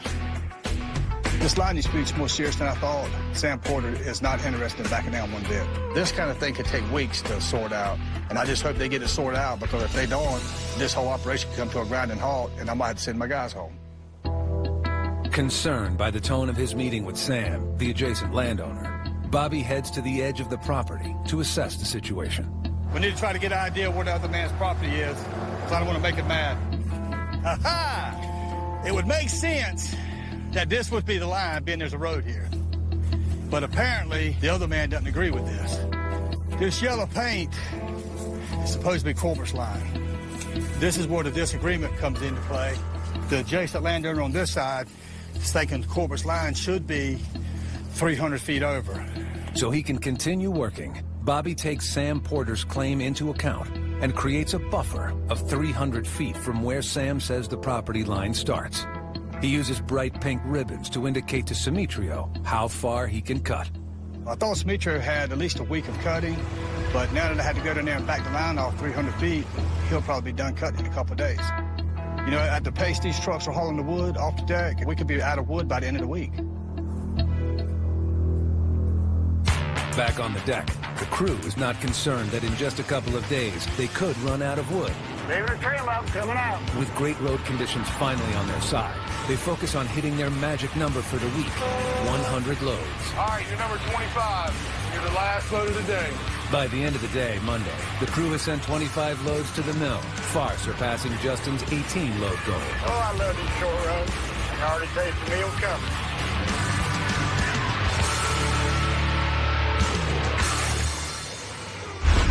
Coming up. The road is tearing up. Conditions in the swamp suddenly go south. What's that? We need to stay off of it. And a decision by Corbett Timber deals the Goodson crew a setback. It takes way too long to get down this road.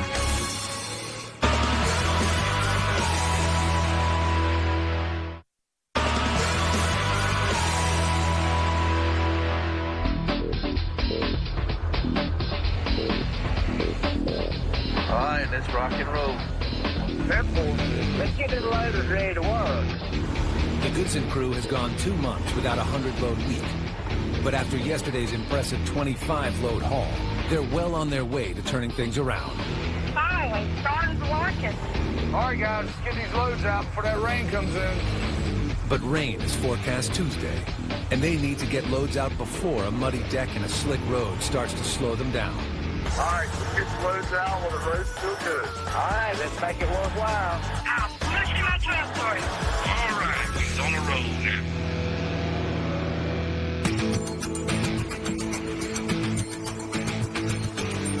Okay, let's check out. You're good to go. As the crew moves hardwood logs and pulpwood off the deck, Another day, boy. Bobby arrives in the swamp and breaks Monday's bad news to Justin. You heard about Doug? Talked to him yesterday. He gave me his notice. What are you doing now? The dad come up and said that he got here this morning and told me that Doug put in his notice. I mean, it kind of sucks. So we'll get another mechanic or just kind of see how it goes? I think I'm just going to dog you pretty good. I'm used to it. Yeah. I just take both our paychecks. Just by understanding where Doug's coming from, it's going to suck for me because now I have to do everything. This is something I don't want to become familiar with. This is where we're going to miss Doug at. You know, Doug knows a lot about metal and welding. Of course, he ain't gone yet, but we got a lot of stuff in the shop he's got to try to finish up before his time runs out. But yeah, he'll be missed.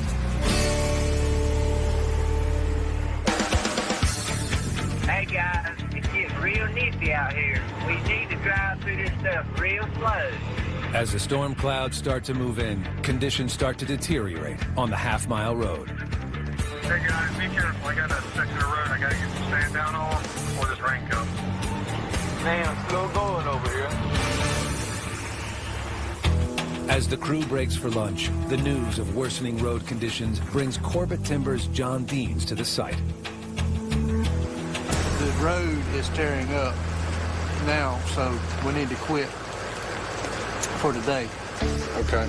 And what's that? If we stay off of it until the rain quits, I think it'll be okay. Get it before it's unfixable. Yeah.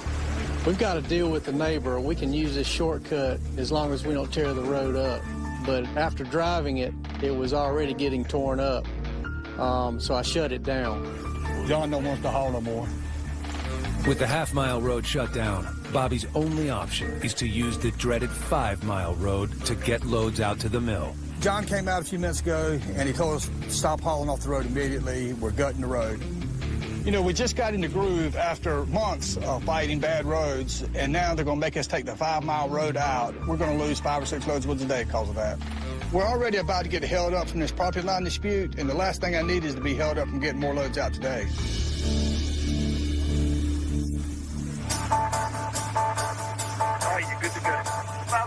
After lunch, the crew reluctantly hits the notorious 5-mile road. Hey, Monkey, don't forget we got to take this 5-mile road. Can't let the road hold us up. Last week, the crew struggled to get loads out using the much longer and sandy 5-mile road. Come on, truck driver! The soft sand caused the trucks and their loads to sink deep into the road. I got no traction whatsoever. Load by load, the truckers battled their way out until Corbett Timber gained access to the shorter half-mile road. Man, it's going to take me 30 minutes to get this rain. Forced to crawl along at 10 miles per hour for 5 miles, the truckers are not excited about the change in route. And in the swamp, time is money. It takes way too long to get down this road. That's 18. I'll take one more for today. Looks like this road never ends. By the end of Tuesday, it's clear that the long road has hurt the crew's load count. They have sent 19 loads to the mill, 6 less than the previous day. However, they do have 44 loads for the week and are on pace to hit 100 by Friday. With the day winding down, deeper in the swamp, Simitrio continues to cut, inching closer to the disputed property line. Simitrio, you got a copy? How much you got left to cut? Is it just that wood behind the loader? Everyone asking me the same question. I know that probably they're really worried about it. I'll help the property line resolve soon. I think in one more day of wood. Did nothing go wrong? 10-4.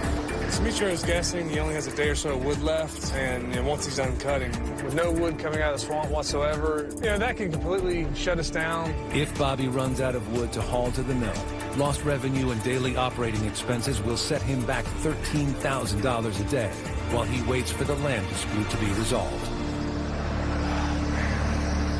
Up next, hurry up! The Goodson crew does everything they can to hit the elusive 100-load count. What's going on out there? Wayne's stuck. This thing only holding on. But the log road continues to fight back.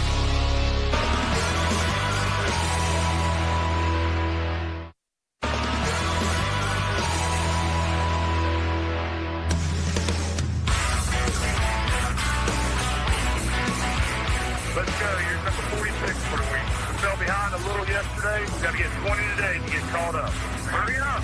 I'm on the mill. I'll see you guys in a minute. Using the sandy 5-mile access road, the crew of Goodson's all-terrain is having a miserable time getting wood out of the swamp. But with 44 loads already under their belt this week, all right, I can take that mill. They are well on their way to reaching their 100-load goal. All right, your truck's loaded. You're good to go. All right, I'll be right back in a minute. That's a nice one. Yeah. Up here, it's in dispute, so. Without any resolution on the property line dispute, and with only 1 day of wood left to cut, Corbett Timber's John Deans and Leslie Davis survey the land in question.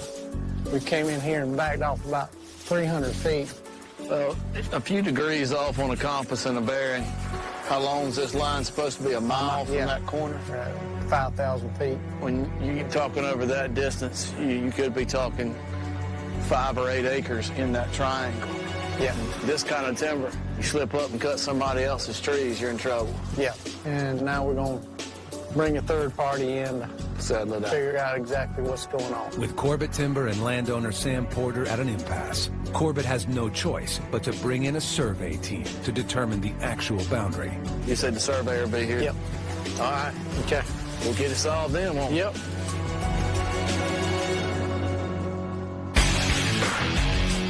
All morning, the truckers have managed to slowly make their way out of the swamp on the sandy 5-mile road. All right, that's it. You're good to go. But before long, their luck runs out.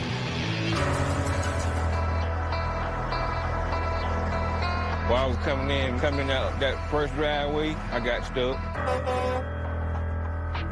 What's going on out there? Wayne's stuck. This sandhole ain't holding up. I'm gonna have to push him out. Using the dozer, Justin manages to push Wayne out, but not before another truck gets stuck.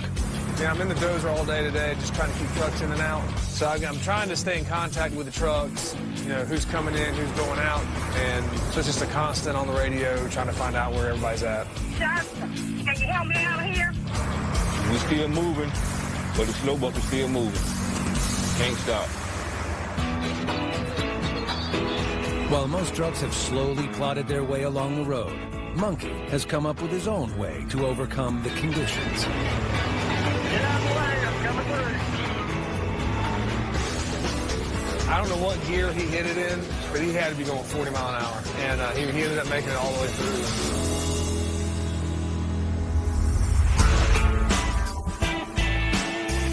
You want me to call this guy, Mike from Florida? Yes. Back at the Goodson home office, Bobby and his wife Lori discuss a new way to bring in income. After the setbacks of the last few tracks, it made sense to me that I need to try to find some alternate ways of making money.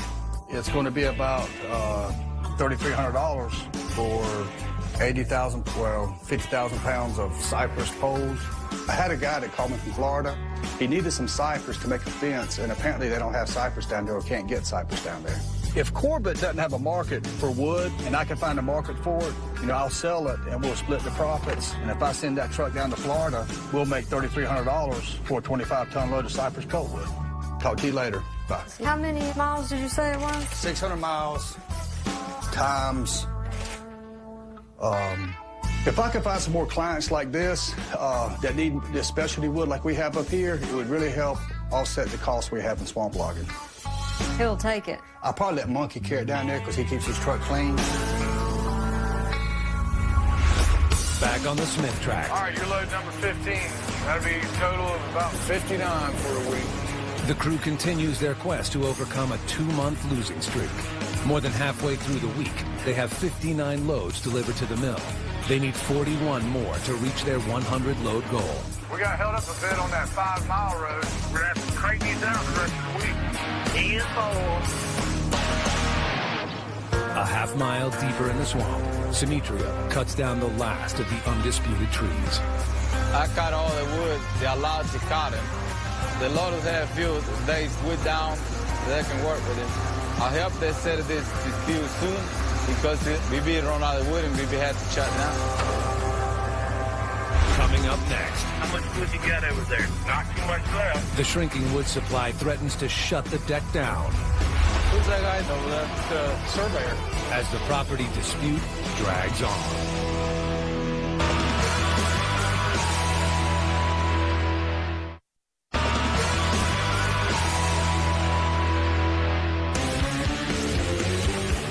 It's a new day in the swamp. All right, Joy. First load of the day. Hurry back. Let's see if we can earn a mule this week. 10-4. While trucks are hauling loads to the mill, the loggers have a new problem. How much wood you got over there? Not too much left. The property line dispute has forced Simetrio to stop cutting. And with less and less wood being pulled to the deck, it's only a matter of time before there is no more wood to haul. When there's no more wood to haul, no one makes any money. I bet you have a little bit tomorrow. 10-4. I run out of wood, Scott. I don't like it. I have nothing to do. I'll help this line few. They're facing it soon. Morning. You can crank that stump up, can't you? Even though Simetrio is out of wood to cut, Justin can still find work for him and his stumper. It rained a lot last night, so it washed out the pipe that was supposed to let the water, flow underneath the truck road. The crew installed a pipe under the 5-mile road to allow water to pass underneath. With that pipe damaged, water is backing up, threatening to flood the only road the trucks have in and out of the swamp. Demetrio's stumper's down, but we still move the machine around, so I thought we could just go ahead and use it. We tear the pipe up, let the water flow, and put some real thick mats across it. With the stumper, Demetrio digs out the road, allowing backed up water to drain.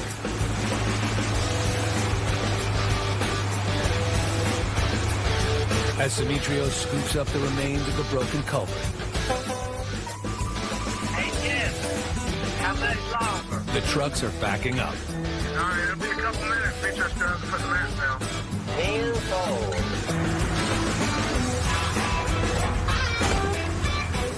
Well, we got some triple ply mats. They're really strong. They're almost a bridge-like. You could just throw it down over a hole, and it won't flex as much. They're about twice as heavy and twice as much money. The stumper isn't exactly a precision instrument, but in Demetrio's experienced hands, the mats are put in place. Okay, Gary, all good.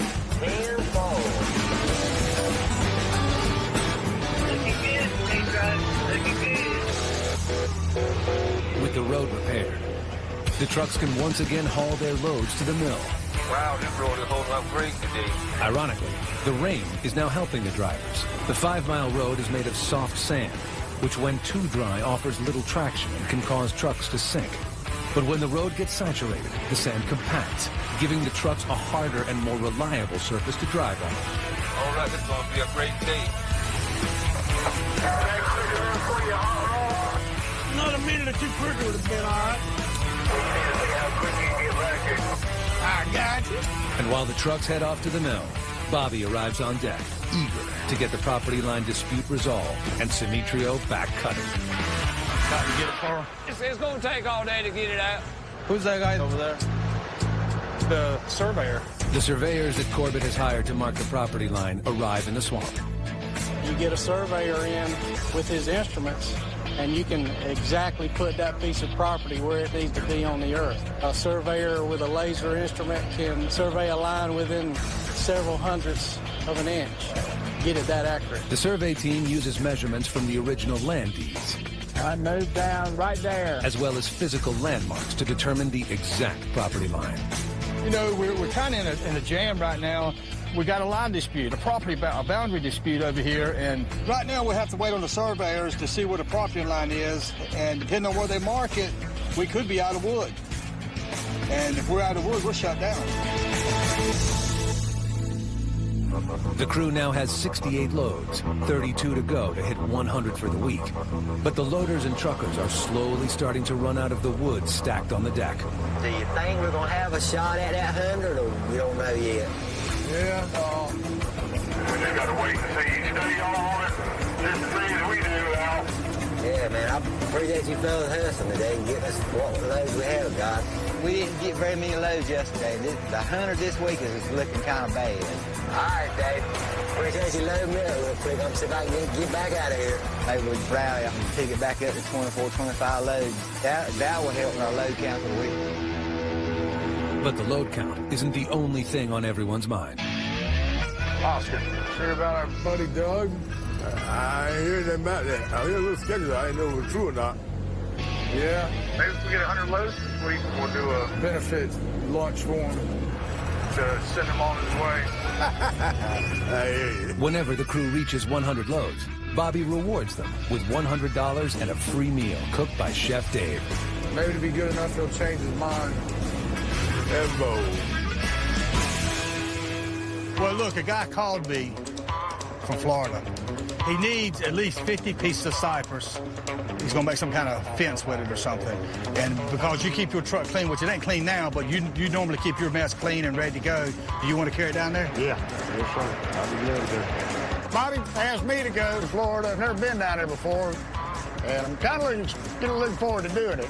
You know, you're welcome to get a motel, and I'll give you the money for all that stuff. I get paid by the mile, so however far it is down there, I'll get paid just like we haul around here. I'm sure he'll look out for me. Bobby's a good man. He's not going to send me all the way down there that far for nothing. I'm sure he's going to look out for me. We'll try to get the trailer loaded, ready to go, and then if you want to leave Friday morning to head down there, that'd be cool. All right. We'll get Justin to carry the pressure washer out there. All right. So I can wash that.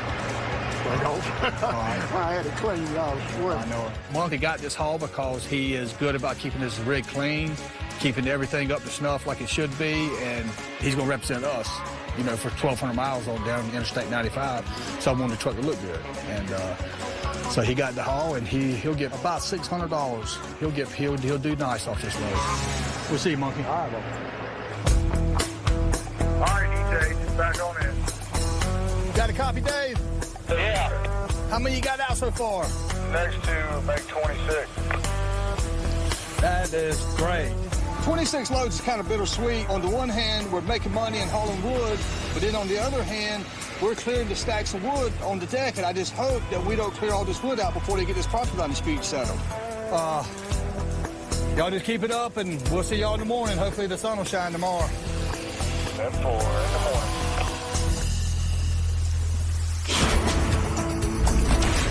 In 1735, England's King George divided Carolina colony into North and South Carolina. Over 250 years later, parts of the border are still in dispute. Surveyors today are using 1815 maps and GPS technology to mark the boundary and hope to know north from south by 2012.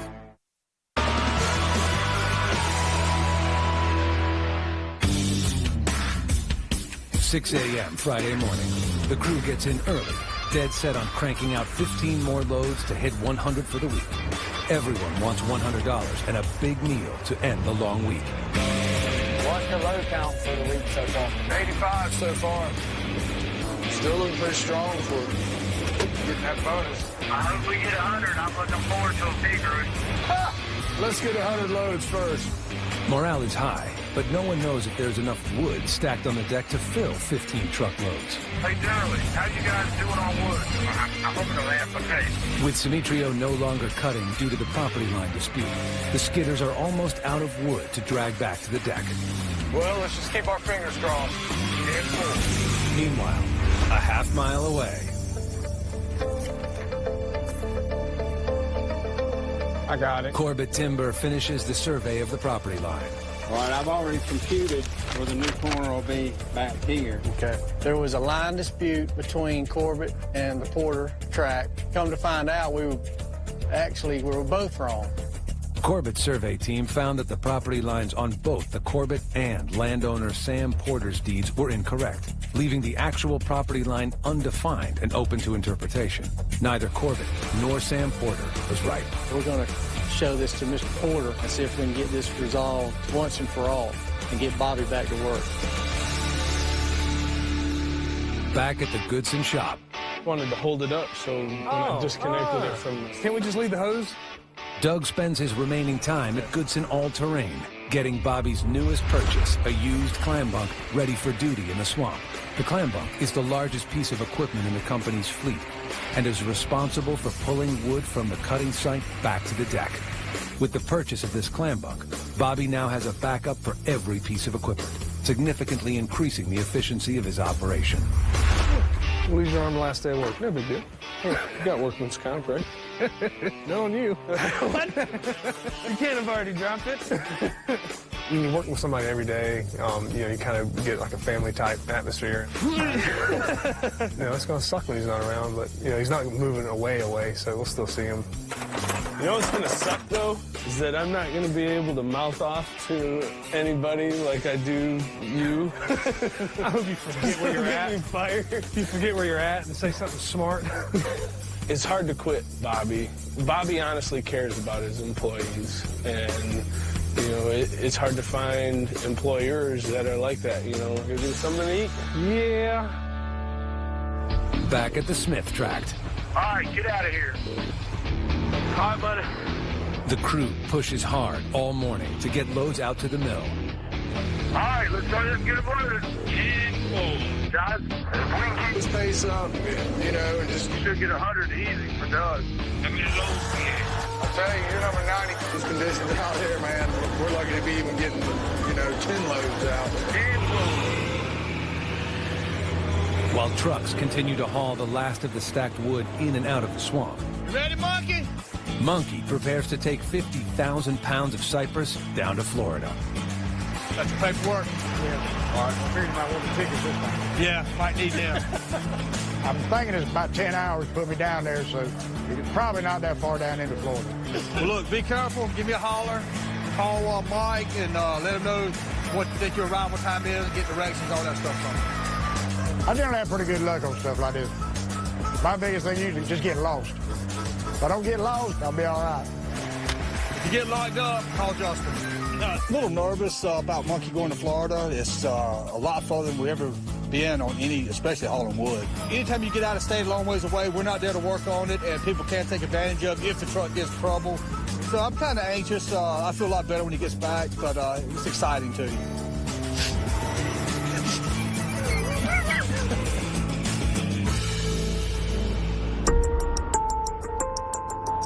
After a morning of meetings, Corbett Timber's David Robinson arrives to give Bobby an update on the property line dispute. How you doing today?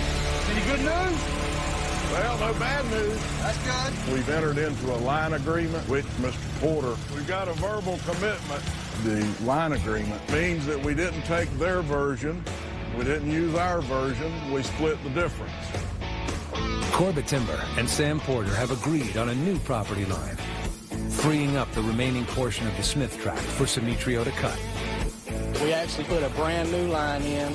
Sam agreed to it, we agreed to it. We drew a line agreement up and we registered in the courthouse.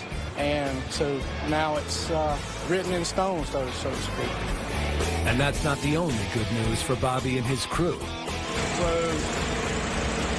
well, they more or less told us that we've got a verbal commitment. We can cut Mr. Porter's property and pull it right here to this deck. There are some logs in there, so... Sam Porter has offered Corbett Timber and Bobby the opportunity to log the timber on his property.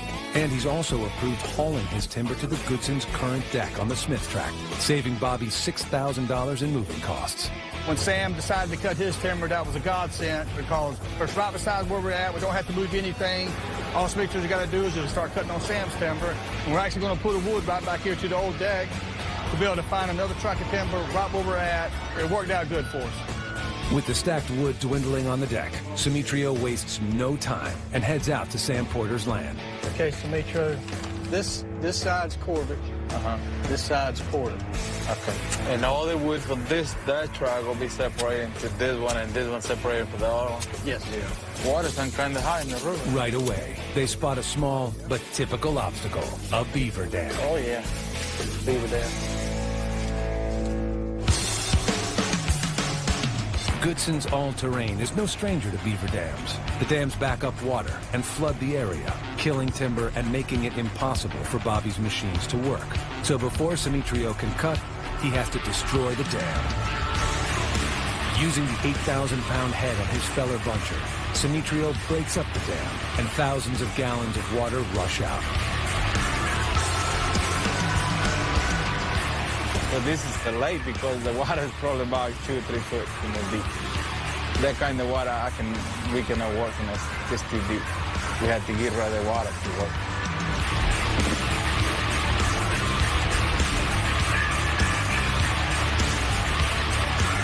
I feel good. At least we have more wood to stay over here, you know. Once the water recedes, Simitrio can get back to cutting. Almost there, guys. By early afternoon, the crew has 92 loads and can taste their first victory in 2 months. How are we doing so far? Tell you what, you're 92, and to keep this pace up, the rest of the time we should get it. I just hope we don't run out of wood. So when we finally hit 100, it'd be nice to do it for done. 10-4. Coming up. 6 more to go, guys. The race to reach the 100 loads enters the home stretch. And an important member of the crew says goodbye. I'm gonna miss you, man. I'm gonna miss you.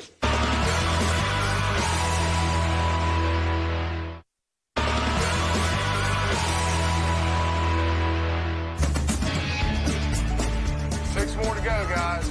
It's early afternoon on deck, and the Goodson crew has 94 loads, only 6 from hitting their 100-load goal for the week.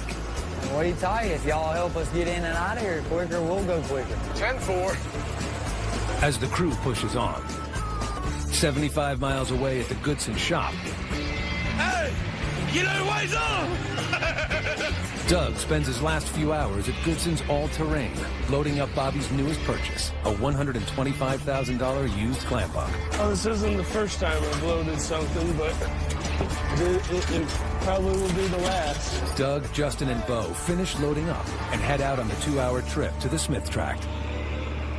Meanwhile, deep in the swamp. Wow, there's no sign at all of the beavers. All the water gone. Simitrio does one final scout of Sam Porter's land, checking on the water levels before he begins cutting. The water was all the way over here. You can see the level of water go all the way over there. And all the way over there. 1 inch make a big difference over here in the swamp. It was a blessing that the guy that owned this wood, that he will have a dispute with John. We never thought that he was going to sell his wood. It was a blessing for us because we don't have to move the loaders and we stay in the same place. We can put all the wood to the same. Woo. For another Beaver will have lunch with me. Let's go back to cut some wood.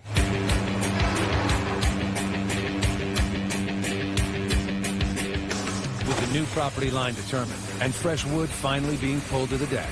Hey, Sam. How are you? Doing good. Good to see you. Bobby meets again with landowner Sam Porter. You really don't know how much you really saved us. We was just about finished here, and we really didn't have a plan, or I hadn't heard of the plan. But I'm glad y'all worked it out where we could stay here another week or two longer, maybe. Oh, yeah. Yeah, well, I'd like mine cut, and I think there's no reason not to just, pretend to go ahead and do what you're supposed to do. All right, Sam. I appreciate it, man. Okay. Thank you again. With only a few more loads to go until they reach 100 loads, their bonus and a free company meal, the crew picks up the pace. All right, guys, only 2 more loads. All right, I can taste that meal already. All right, your truck's loaded. You're good to go. All right, 1 more load to go. All right, man, what you got for me? Mr. 100. Still feel good, man, being number 100. Well, it's been a while since we've gotten 100 loads. Now we've actually done it. So it's something that we've been reaching for. We know we can do. Everything came together this week. Hey, Wayne! Yes, sir. Just 100? 100. We're hoping that he's keep rolling and just have 100 loads in our weeks ahead. You gonna be out here? Yeah, 10-4. Because 100 loads makes a healthy profit for Bobby, he rewards his crew with $100 and a meal cooked by Chef Dave. Have you heard anything from Justin and Doug with the clam buck? Justin, you got a copy? Yeah. We're waiting on y'all. Monkey called me this morning about 9:30, 10. He said, you want the good news or the bad news? I said, just give me both of them. He said, well, I got here, and he's unloading it now. I said, what's the bad news? He said, there ain't none. I just wanted to say that. I said, you jerk. Doug, Justin, and Bo finally arrive with the clam buck. And after offloading it, Can you get to 140? I'm going to go out there with it and make 140. Do that, just make sure it's good. Bobby hands it off to an eager Durley.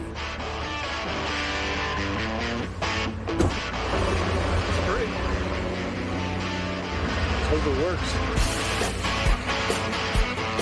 Bobby been talking about getting me a new one for a long time, and he finally got me one. And that piece of equipment is great, man. I have to say, everything is tight on it. And well, we're gonna get into a long pool, and I'm glad that they got it on over here too, cause I think we got about 25 more acres or 30 acres that we got to get, and I think they want to pull it all to this deck here, and we really gonna need it. Hey guys, let's go eat! Don't touch my food. You know we had to kick out 100 for you this week.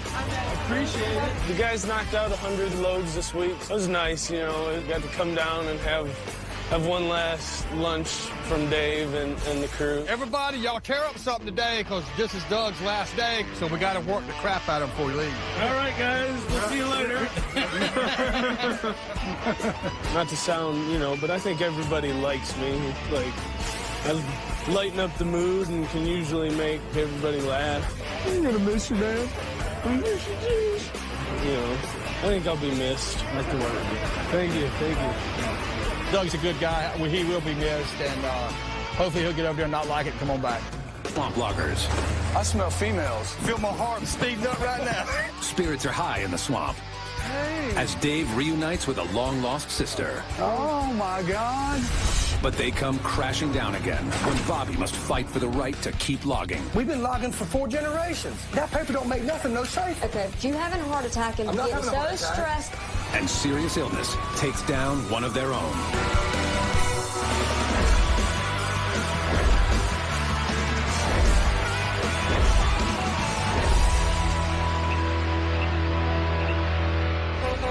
What's going on out there? Surveyor. After resolving a property dispute that threatened to close down their operation. Well, that's still not the damn line. Bobby's crew continued working on the Smith tract. Let's go eat! And delivered a 100-load week for the first time in 2 months. 100! We finally had a great week. It's about time. All we got to do now is keep the ball rolling. But this morning, Bobby's shifting his attention away from the swamp to take what could be a life-saving delivery. I'm ready to work out now. I am too. I'm ready to get it here. Several months ago, I had pulled a muscle actually in my chest. It felt like a heart attack. In our family, you know, heart trouble is rampant. All of my uncles, my dad, everybody had open heart surgery around 50 years old. So me and Lori talked about it. We decided to get some equipment to help work out. What you doing? Hey, darling, you mad? I guess. You know, I've sweated out in the swamp for 20 years now, and it's really all for one reason, so I can come home and be with my family. Okay. I have to go. I'm sorry. That's okay. Where you going? She's at a doctor's appointment. Got Emma here. She's little, and I want to see her grow up and be married and have a family, and the only way I'm going to do that is take care of myself. Depends on what chart you look at, but I know I'm at least 70 pounds overweight. Ooh, that's wrong. 269? Ooh. Bobby. Solid muscle. Got it ready? Tell him. Say, do it, bye-bye. Check your heart rate. Maybe I ain't done nothing yet. Well, what are you doing? Setting the weight. That's why it's taking so long. I gotta get in my happy place. What I would like to do is get up good and early, work out, then read my Bible. That way I'm starting my day out the best I possibly can. I'm taking care of the physical body, the spiritual body. You're not gonna have a stroke, are you?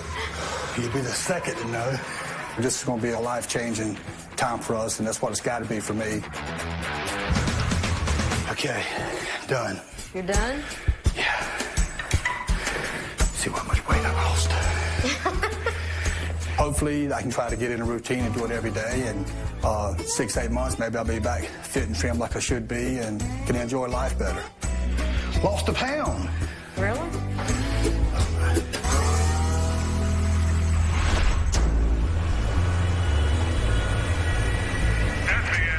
Make it way. Appreciate it, Dave. M4, right back. With Bobby making a late start to his week, his son Justin handles the Monday morning startup in the swamp.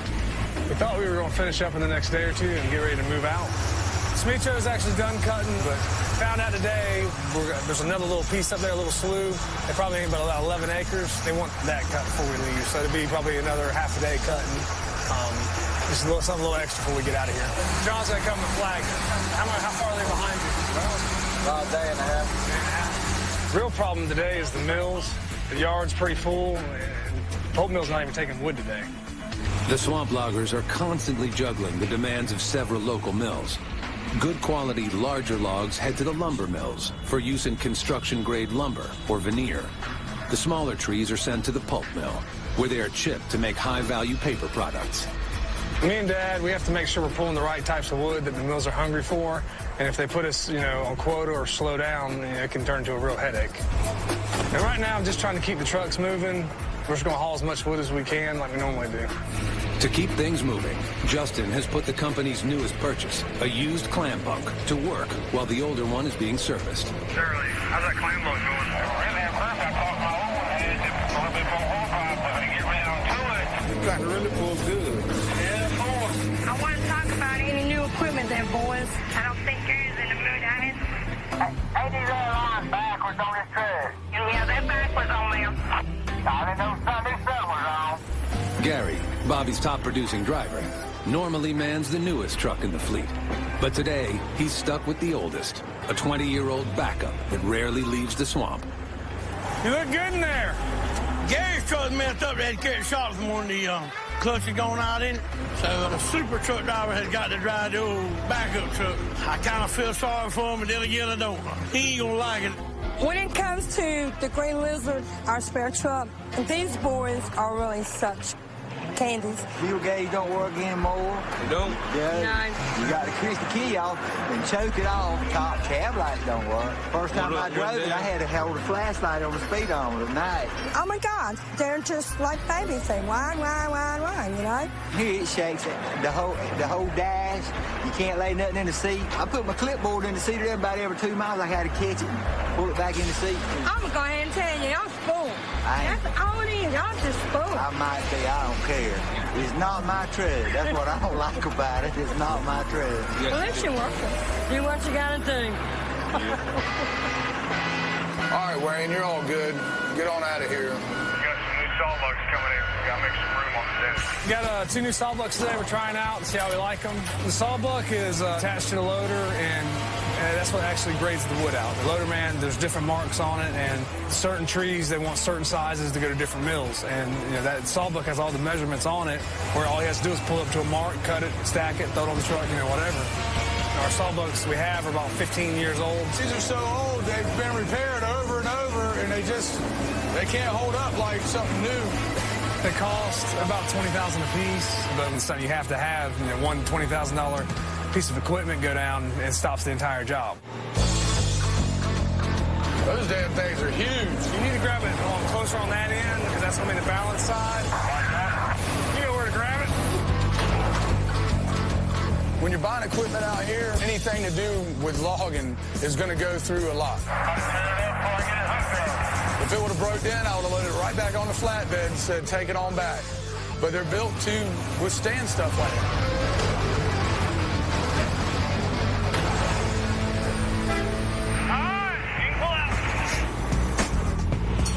By the time Bobby arrives at the deck, fresh from his first workout, the sawbucks are ready for their own test run. Coming up too fast, or is that not like you like it? No, that's good out there to me. They're going to let us demo them for a little bit, and about a week or so, we'll see how they work, and if they do the job, we're going to purchase those if we can. But the deliveries in the swamp today don't stop with the sawbucks. Dang. Looks like you got a special delivery heading to the deck. If it's what I think it is, I think all y'all going to be happy. We got a little thing going that we get 100 loads, I'll feed the guys. And, David is our on-the-job cook. But we've had this old grill we've been working with, and it's not the best in the world.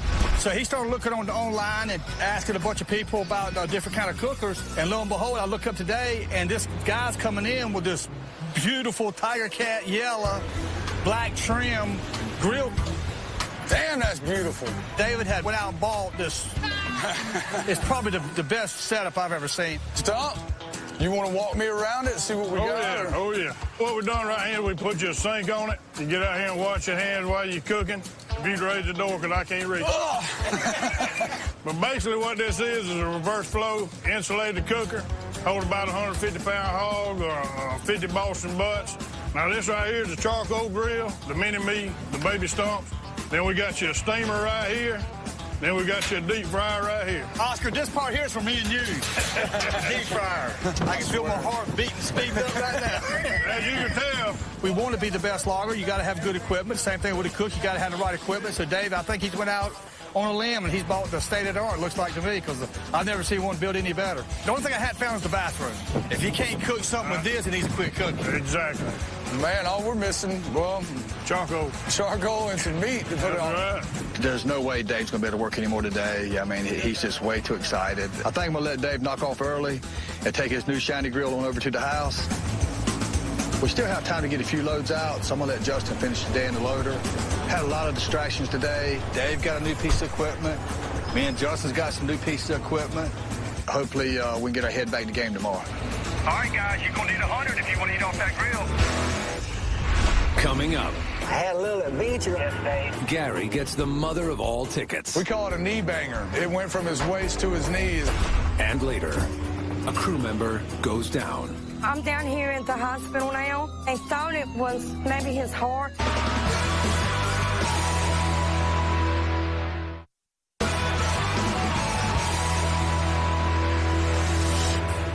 Guys, we had a few distractions yesterday. We didn't wind up with 13 loads. Let's see if we can get this thing back in gear. Finish the week up strong. Yeah, I didn't get my 2 loads yesterday. That's all I got, Wayne. To the Turnbull, and then I went to the house. A slow start Monday, hampered by pulp mill closures, resulted in a disappointing 13-load day, 7 short of their 20-load daily target. So Bobby Goodson's swamp loggers press ahead through Tuesday and Wednesday, cutting and hauling the last of the logs off the Smith tract. Okay, guys, it's hump day. The pulpwood mill's not taking any wood till after 5, so we need to concentrate on them logs. Got a load coming up right now, Dave. Despite more mill restrictions, logs flow at a steady pace out of the swamp. Got any wood stacked up? Oh, yeah, baby. They got us down here. By Wednesday evening, the counts have improved. Got 20 yesterday, 19 today. Hanging in there. I know. It's amazing. If the pulpwood mill was by for a day, we'll be in business. But by Thursday, they're still 48 loads short of their 100-load weekly goal, a target that clears a healthy profit for the company and rewards the crew with a gourmet lunch cooked by Dave. They'll need to deliver 24 loads over each of the next 2 days to catch up, and things aren't looking good. This day starts with an unwelcome arrival to the deck. David, 4 on this load that are too small, 1 that's no good.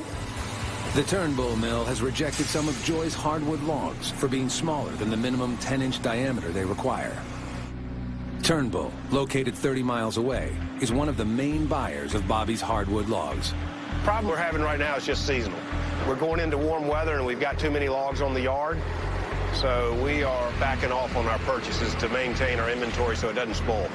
When we're this full, we tend to put on magnifying glasses. We're looking at logs for defects. We're being a little pickier on our specifications, and we're also trying to increase our small end diameter. If we can't maintain a balanced inventory, we will cut everyone completely off until we can. He said for now to make sure they're 10 and above because they're very picky. Yeah, that's what I figured. Get to the paper mill before they cut us off. Coming in. Hey, Gary, how's that truck running? Next in line to be loaded is Gary, who's still stuck driving the backup truck and has some bad news of his own. I had a little adventure on that load to Smithfield yesterday, and you sent me up there. The DMV officer stopped me as I crossed over Interstate 40. Everything wasn't up to standard, so I was a little bit nervous. I want to hear a few of the violations they wrote me. There's a whole page full of them. Go ahead and read them off. Not marked in accordance with regulations. See, that's the name on the side of the door. I like the name on the door. That's a flag right there to stop. By law, you have to have the name of your company on the side of the truck, but that was the least of it. Inoperable required lamps. Stop lamp violations. We call it a knee banger. Whenever it rolled out, it went from his waist to his knees of how many tickets it added up to. That's just the highlights of it. My God, I'm surprised. The truck's even here today. But the trooper was cool. He wrote him up for the violations, didn't fine him. Yeah, he went by the law, but he was just as nice as he could be. All right, that's it. You're good to go. I'm not too upset about the violations. That's the only way sometimes I find out if there's anything wrong with the truck is by getting a citation, because a lot of times the guys, because it's not their personal truck, they'll jump in it and drive it for a day, and then they're out of it, and you never know what's wrong with it. So we know we got some issues, and we'll probably get Justin and Oscar on it and try to knock it out one Saturday, get the truck in good shape. I'll be so happy to get my truck back. I want that thing back bad. For now, I'm going to keep this one on the road. It's just a gamble I'm willing to take right now. I mean, that's the reason we got that truck, is to keep money coming in for me and the truckers when the main trucks go down. But at least they're getting a paycheck. You know what I mean? They'd be sitting at home, you know, if they didn't have that. While Gary's truck issues need to be handled, Bobby has more pressing concerns to deal with today. Demetrius actually owned the last little patch of wood they added to the track Monday, so we're going to look to move him over to the buckle track and get set up. Bobby fled the Buckle tract weeks ago after snow and rain rendered its roads impassable for logging trucks. I remember that Buckle road very well, man. Every time you go to the deck, you have to get pulled on. Just was a mess. Got so bad we were getting stuck every time. Me and EJ's gonna try to haul sand as hard as we can today. See if we get some of that road sanded. I'm gonna head on over there now. With the mill situation being so unpredictable, I need to be ready to move wood anytime they're taking it. I've got to get the crew back to Buckle as soon as possible. Up there where those S curves are, we'll put 2 or 3 loads right through there. But the first thing I got to do over there is get all the roads built up with a bunch of sand, and that'll help us if it rains on us. A top layer of sand not only absorbs rainwater, but can also serve as a buffer between tires and the Cape Fear clay, which can be as slippery as ice once water mixes with it. Only got an old dump trailer, and I went ahead and bit the bullet and rented a articulating dump truck so we can go ahead and get the job done right. This is a A30D Volvo articulating dump truck. If I had to dream up an ideal spotter vehicle, this is what I want. And I could haul 30 tons of sand at one time. So this thing here should get some dirt moved today. Down the road at the sand pit, trucker EJ is hooked up to Bobby's regular dump trailer. Everybody's depending on me and Bobby to get this road done. We'll run out of wood over there on the other track, so chances are, if we don't have this road done, we might be out of work for a week or so. 8 miles away at the Smith tract, Bo loads the feller for its return trip back to Buckle. For once, you got it right. Yes, sir. About time. If it falls off, I sold it to the man that owns it now. Spencer's going to start cutting the Buckle right away, but he's got to get enough wood down so once the crew gets over here, we'll have enough wood we can start hauling. Bobby's pushing real hard today to haul some sand. But, I mean, I wouldn't give him no points for neatness. Who taught you how to load? I ain't driving an off-road dump truck. Huh? What, I got all over the side? I was in a hurry. I was trying to get loaded before you got back. All right, hurry, get out of the way. I tried to push EJ. We're kind of in a race to see if I could catch him, because he had a few loads on me when I got started. It actually pushes him harder, and it pushes me harder trying to catch him. Probably not fair, because I can turn around right here at the Backhoe, and EJ's got to go a quarter mile up the road and turn around. I've got so much behind me and all, I've got to try to find a big hole back in and then try to come out without getting stuck. I can make about 2 loads to EJ's 1. With a Corbett Timber employee on hand to grade the road, the 3-man crew puts in a tough 6 hours of sand duty before quitting time finally shuts them down. We got about 15 loads of sand on it, which is a heck of a lot more than we had on it before we started. I think we got enough. If a little shower comes, it will be okay, but we still got some soft spots we got to fill in. Just get here early in the morning, we'll try it again. All right. All right? Yes, sir. I'm going to beat you tomorrow. We'll see. All right. Over at Smith, after grading the logs more accurately, the crew has only sent out 16 loads. In order to reach their 100-load weekly target, the company will need 32 loads tomorrow. Impossible with current mill restrictions. I don't doubt we're going to get 100 loads this week. I guess it'll be a while before we get some more home cooking from Dave. So we'll only get some off that new fancy grill he's got. But this week, Bobby's making an exception to his rule about the bonus meal. This ain't such a bad week considering mill's holding us up. And normally Dave wouldn't cook unless we get 100 loads, but I told him to go ahead and bring out that shiny new grill so we can get it dirty. What Dave doesn't know is we're cooking up a surprise for him. David is my wife, Lori's brother, but he was actually adopted when he was a baby. He always knew he had a biological sister, and he met her, I think, online, but he's never had a chance to actually meet her in person. All right, I ain't gonna say anything. Lori and Dave's wife, Jennifer, have secretly arranged to get her out here. They're actually gonna bring her out to the swamp tomorrow. It's gonna be cool to see David's expression on his face when he finally gets to meet Denise. The very first version of a dump truck appeared by the early 1900s. It was made with a simple dump body style cart, drawn by horse and relied on gravity for dumping. Hydraulics came shortly after and were initially powered by steam engines.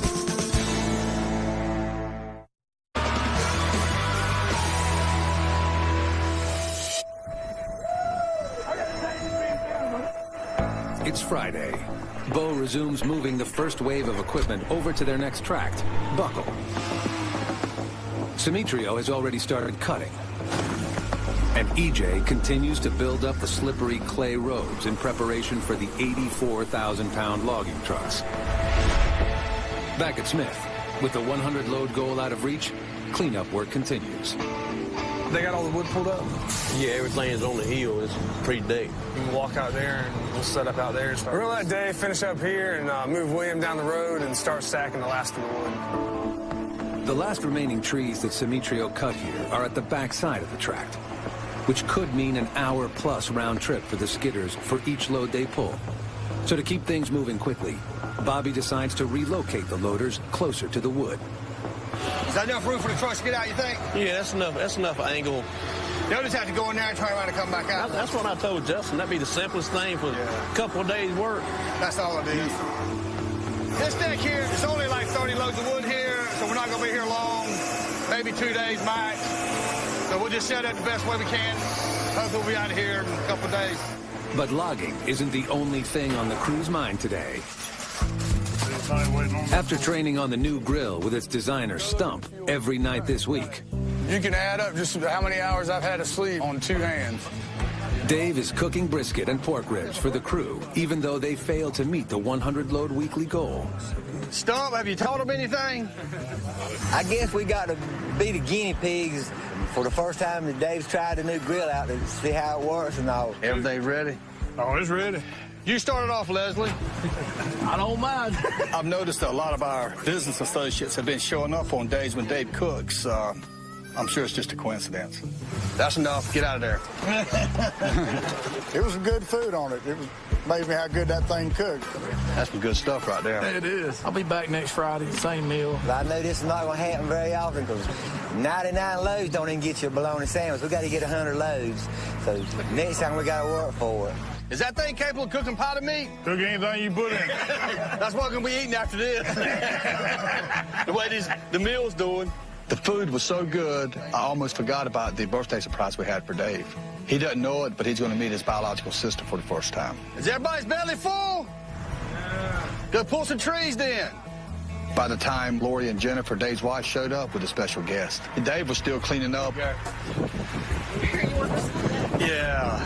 When they pulled up, I actually met Denise before David did. How you doing? I'm good. He wasn't even looking her way. He's coming. I smell females. Hey! I thought I smelled y'all. I was talking to my sister, waiting for Jen, I thought, to come around the back of the truck. Say, sis, you missed the hot stuff. Oh, my God. Hey. Y'all rock. Why y'all doing that? I was really shocked and couldn't believe it. To see her come around that vehicle was, you know, just, it hit me. And seeing somebody that I've only seen on Facebook, it was amazing. It was great. It was cool to see the raw emotions and everybody's hugging and slobbering off each other. To see the expression on people's face is something that we'll never forget. Damn, y'all. Thanks. I can't believe as many people knew and it never got back to me. My wife is the worst on holding any secrets or anything. So you knew who she was right away? I think I've seen her face a few times. Hey, baby, are you crying too? You know her daddy. We've been in touch. We haven't been talking very long, not even 6 months. Hopefully we'll spend more time together, just catch up on the 40 years. The 40 years that we haven't known each other. My God. I don't even know what to say. Happy birthday. Thank you very much. Surprise. My God. We can make up for a lot in a short amount of time. I'm a little baby. I'm sorry. It's okay. Knowing him now is going to change everything. You know, we all want to be a part of each other's life, so definitely, you know, it has expanded my family, and hopefully we can add a little to their family that's already really huge. Y'all about the same height. I mean, really. How ironic is that? I swear. You know, this is a piece of puzzle that has been missing in David's life, and it's great because you're always going to wonder, you know, who is my sister? What is she like and all that? Well, now this piece is finally put together. I mean, it's really a good day for our family, for David's family, and I can't believe that the girls had pulled this off. So is that your loader down there? Yeah, I'm the one on the right. That's Bobo. He's loading Joy's truck. All he's doing is loading her so he can get her out of the way so he can probably get his truck in there. So. Oh. This day was really something. I still can't believe it.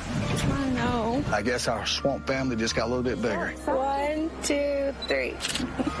It's just, it was amazing. I mean, there's no more I can say than this has been a special day, special week. Coming up, problems with the move send Bobby through the roof. We've been logging for 4 generations. Calm down. That paper don't make nothing no safe. Okay, you having a heart attack and getting so stressed. It's just stupid.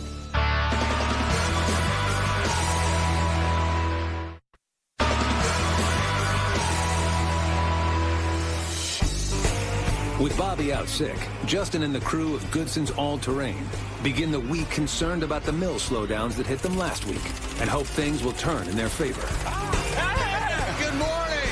What's going on, man? Clean these tires off. Maybe we can get rid of some of this pine. You haven't heard anything from the mill, have you? As far as I know, they're buying. I hope so. At the end of last week, the mill kind of messed us up a little bit, shutting us off early. Hopefully we can get some stuff done and be productive because we're not really hauling any wood, so we're not making any money. All right, guys, let's move some wood.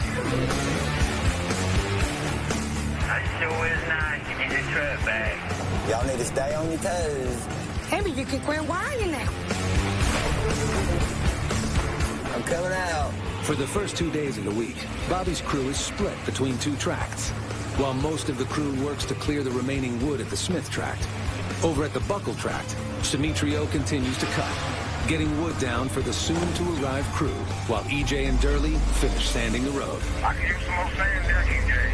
Here you go. How much more sand you want, Durley? Oh, gotta do it. I think we've done here. With the roads at the Buckle tract sanding, Corbett Timber's David Robinson arrives and pulls Simitrio away from cutting to handle one final task on the truck road, sun stripping. So where we're standing, we want to improve this road. How much wood are you cut on the side of the road? How wide then? 20 to 30 feet on either side. Sun stripping is a technique Goodson's All-Terrain uses to keep truck roads drivable in the harsh conditions of the swamp. Simitrio clears 20 feet of timber from both sides of the road, opening up the canopy so the sun can dry excess water that would otherwise make the road impassable. All right, guys, we got a couple more loads. Let's hurry up and get them out. We got to move to that next track. I gotta make some money today. Truck coming out. All right, get out of here. In order to move their heavy equipment on public roads, Goodson's All-Terrain needs special permits from the state. Without the $24 permit, the company could be fined up to $10,000 per violation. So you getting a permit for that one coming back? Yeah, she's getting it right now. You know, with Dad out sick, I got enough to worry about. So I called Mom to see if she could handle the permits for me. Without those permits, we can't move any equipment. All right, you ready? Let's get out there. We can't do that until we get those permits. Meanwhile, 70 miles away, Lori works on getting the permits Justin needs. Yes, ma'am, I need to get a permit, please. Feel bad? A bridge study? Have you done this route before, Bobby? Yes, we have moved in there several times over the past 6 months. She's not going to give you a permit. Can't get a permit? She said you cannot get to Buckle Road. No fault. Hold on a minute. Just calm down. I'm sick today, and we've got the road sanded. We're less than 6 hours from moving over there, and then all of a sudden, when we just got some the other day, the ladies on the phones telling me that we cannot get our equipment to the road that we need to get to because of bridges. I mean, you're logging now. I mean, that's what happens when the thing that you don't think is going to be a problem turns into be a problem. Ma'am, you saying that there's no way we can get to Buckle Road? Okay, but we've got $1 million worth of timber we bought, and we've been in there several times, and I've got permits to prove it. This is our tax dollars here at work right here. This is why nobody stays in the United States to do a damn thing. Ma'am, don't worry about it. I'm sorry I bothered you. I'm sorry I took your time up. I was just trying to give the state of North Carolina $24, but obviously y'all don't need it. We've been logging for 4 generations. That paper don't make nothing no safer. Okay. It shouldn't be like that. I know it, but you having a heart attack and I'm not getting having a heart so attack. stressed over No, I'm this. not even stressed. I'm just mad at the way this country is. It's just stupid. So what I have to do is worry about 2 things. I have to worry about trying to get you in a position where you can move your equipment and you having a stroke. I mean, it would really help me out if you would learn to calm down and not get upset. I'm just talking. It's just me and you. I probably got a little short and snappy with her, but I just hate it. At every turn and corner, somebody's got the state or somebody's got their hand out wanting money for something.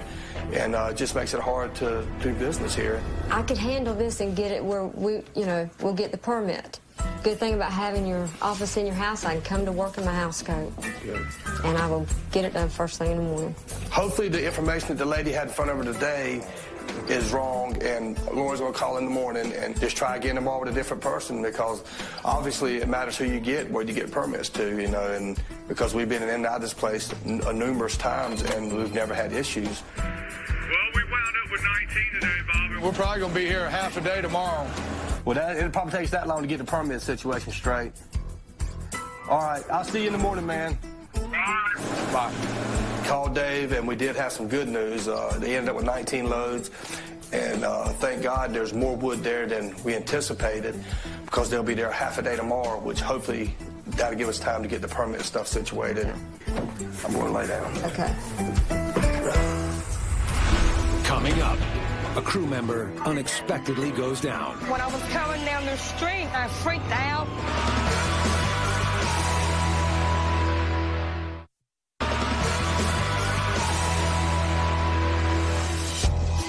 It's the crew's last day on the Smith tract.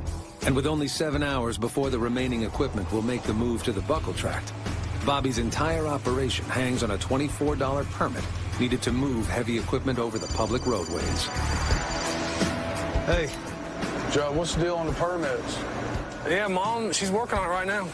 We're only a few hours away from moving, and we still need to have a permit, and I don't like cutting it this close. We can't afford to have a down day with everybody just sitting around. If we don't get that permit today, we're just going to be dead in the water. We're going to try and get this stuff wrapped up. Victor's saying about 3 o'clock. So. 10-4. 70 miles away at the Goodson home office, Lori tries again to get the permits. Let's see what happens. Hey, Mike, this is Lori Goodson. I need to get a permit, please. When you're dealing with a permit office, it just depends on who answers the phone. Now they're giving me a whole new route. We've never been on this route before, so I need to call Bobby and check and see if this route's going to work. Hold on 1 second. Let me ask him, okay? Hello? Are you familiar with Rattlesnake Road? I know where Rattlesnake Road is. We've never been through there.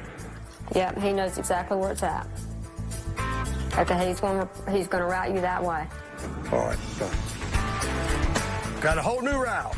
We never get a good load count on days we move. If this new route doesn't work, that's another day we're losing money. Let me run ahead and look at this, see what it looks like down there. All right.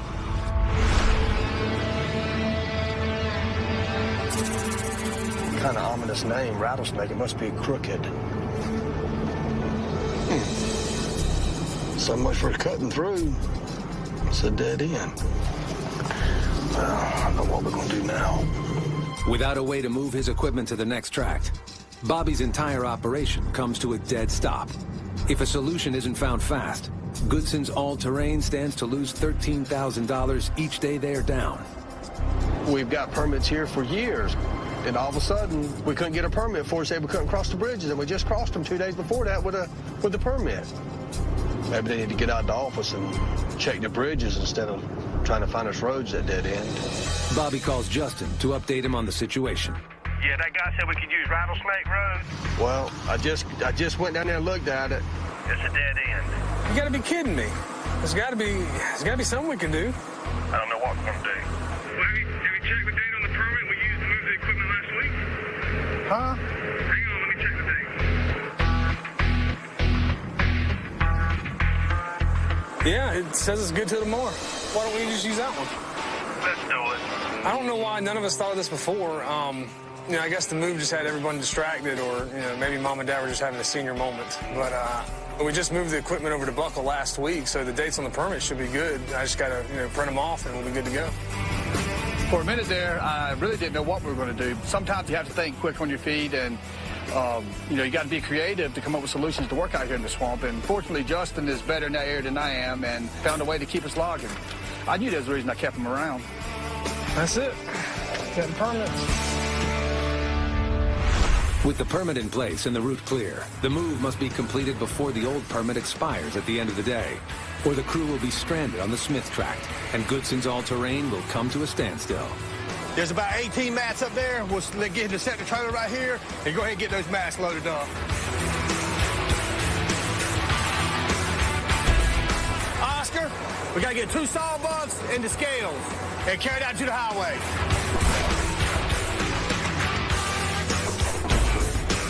Throughout the afternoon, the crew pushes hard to keep up the pace. But the company only has one lowboy trailer available to move the heavy machinery, putting extra pressure on its driver, Bo. You want this on the back or on the other side? No, you put it on the other side. We got one guy on the back. I got to get the sign stuff out front. This week we're getting started out on the new track, move everything work out. It's tough, though. I mean, it's been hard with me,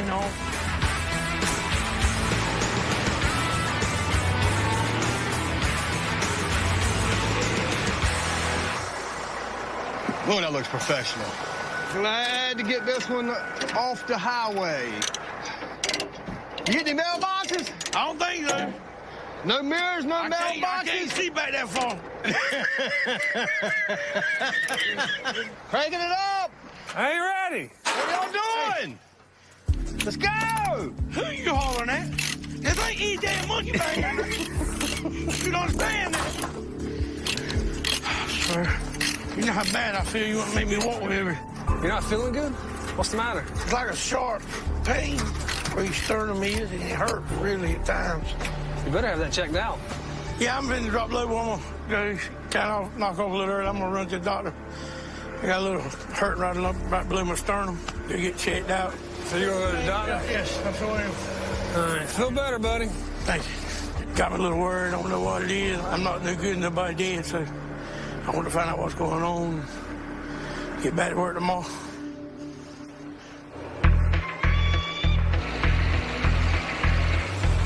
All right, guys, truck coming out. I'm gonna stop by and check Bo out on the way to the house. I knew Bo was going home, to go to the doctor, but when I was coming down the street, I freaked out. I see my mom and Bo's wife standing by the rescue squad. Quick, fast, you gotta do it. When Bo got home from work, he collapsed in his chair and turned a few shades of gray. It took me a few seconds to get him to come to me, and he told me that his chest was hurting. I knew I needed to call an ambulance. They had him hooked up to EKG machine and all. Hurting a little bit. They gonna carry me, get me straightened out.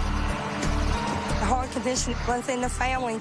My brother's just too young for that to happen to him. Him being the only sibling that I've got. I'll be lost without him. We'll be lost without him.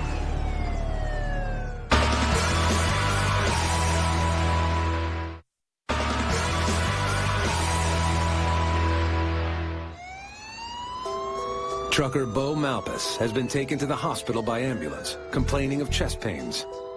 Hey, Sweet Trey. I'm down here at the hospital now, and I think they're not going to let him go home. They thought it was maybe his heart and all, but I think they're kind of like leaning towards his gallbladder now. So keep him in your prayers, Sweet Trey. Just got word they're going to discharge him. The doctor tells me that he's not ruled out his heart yet because the blood work's not coming in, but he is leaning towards gallbladder at the present time. They're giving him some meds and everything, and he's got to do a follow-up with his doctor. It's going to be good. It's going to really be good. 2 hours later, Bo's wife, Angel, can finally take him home.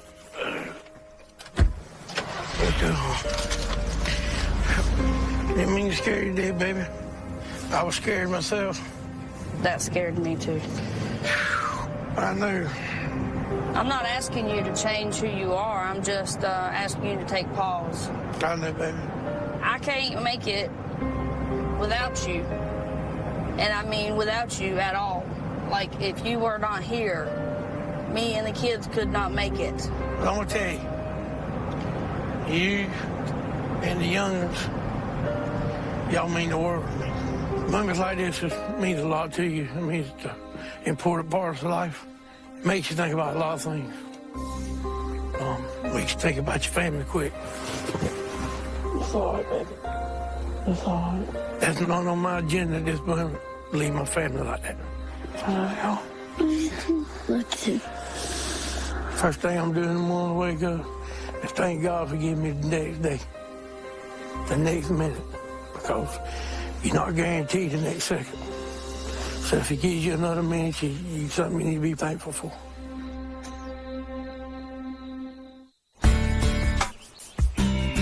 It's Friday. We've all been focused on ending this week strong. But after what happened last night, I think we're all still worried about Bo. I talked to Charlie last night. I called him, talked about Bobo. How's Bobo doing? They say it's something else, but it's not that blood pressure maybe or something. It's good news. Just keep it in praying. Yeah, it is that now. Sure, you got a copy? How's Bobo? They say it's his gallbladder now, but Angel said that he didn't sleep much last night, and he's been burning up with a fever and everything. Really, they can kill you if they bust. Being scared of, in that much pain. He needs to go right up there where he needs to be taken care of, Yeah, I wasn't quite aware of what the gallbladder does and all. I'll Google it, so when you get back, I'll let you know. Thank you, David. And that means a lot. We're all a family out here. You gotta look out for each other. All right, sweetie, go ahead and get me later. I need to make some money, like I'm going to have to look out for him for a little while. 10-4. Bo's wife is a stay-at-home mom, so when he's not working, they have no income. I know it's bothering him to stay at home, but his health comes first. Not being able to work, not being able to drive my truck, about to get the best of me.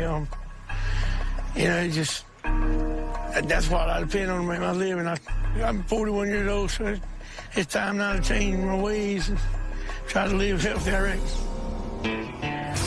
Back on the buckle track, Bobby's crew is doggedly cutting, pulling, and loading wood in an attempt to make up for the many setbacks they've been dealt this past week. David, what you load me with? Where you want me to go? Quarter? Game boat. But the company move has kept their weekly load count to a disappointing 69 loads, well below the 75 they need to break even. They finished the week $3,600 in the red. The one thing about moving is it just slows the whole job down. We're just hoping that next week we turn around this pretty crappy week we had this past week. It's been an eventful week, hasn't it? Yeah, too bad it wasn't the amount of loads we got out, but sometimes it comes in other ways. 69 loads this week. It's not one of our better weeks, but it's been a good week for our logging family. You got to meet your real sister? Got to meet her. Yeah, which I'm glad it wasn't Bo's hard, but what was it? His gallbladder. Gallbladder. But if it's hurt, man, he's going to get that thing out and be done with it. Yeah, exactly. With the stuff we've been through this week, it takes things like this to really put everything in perspective. It really makes these tough weeks in the swamp a little bit easier to take. We said it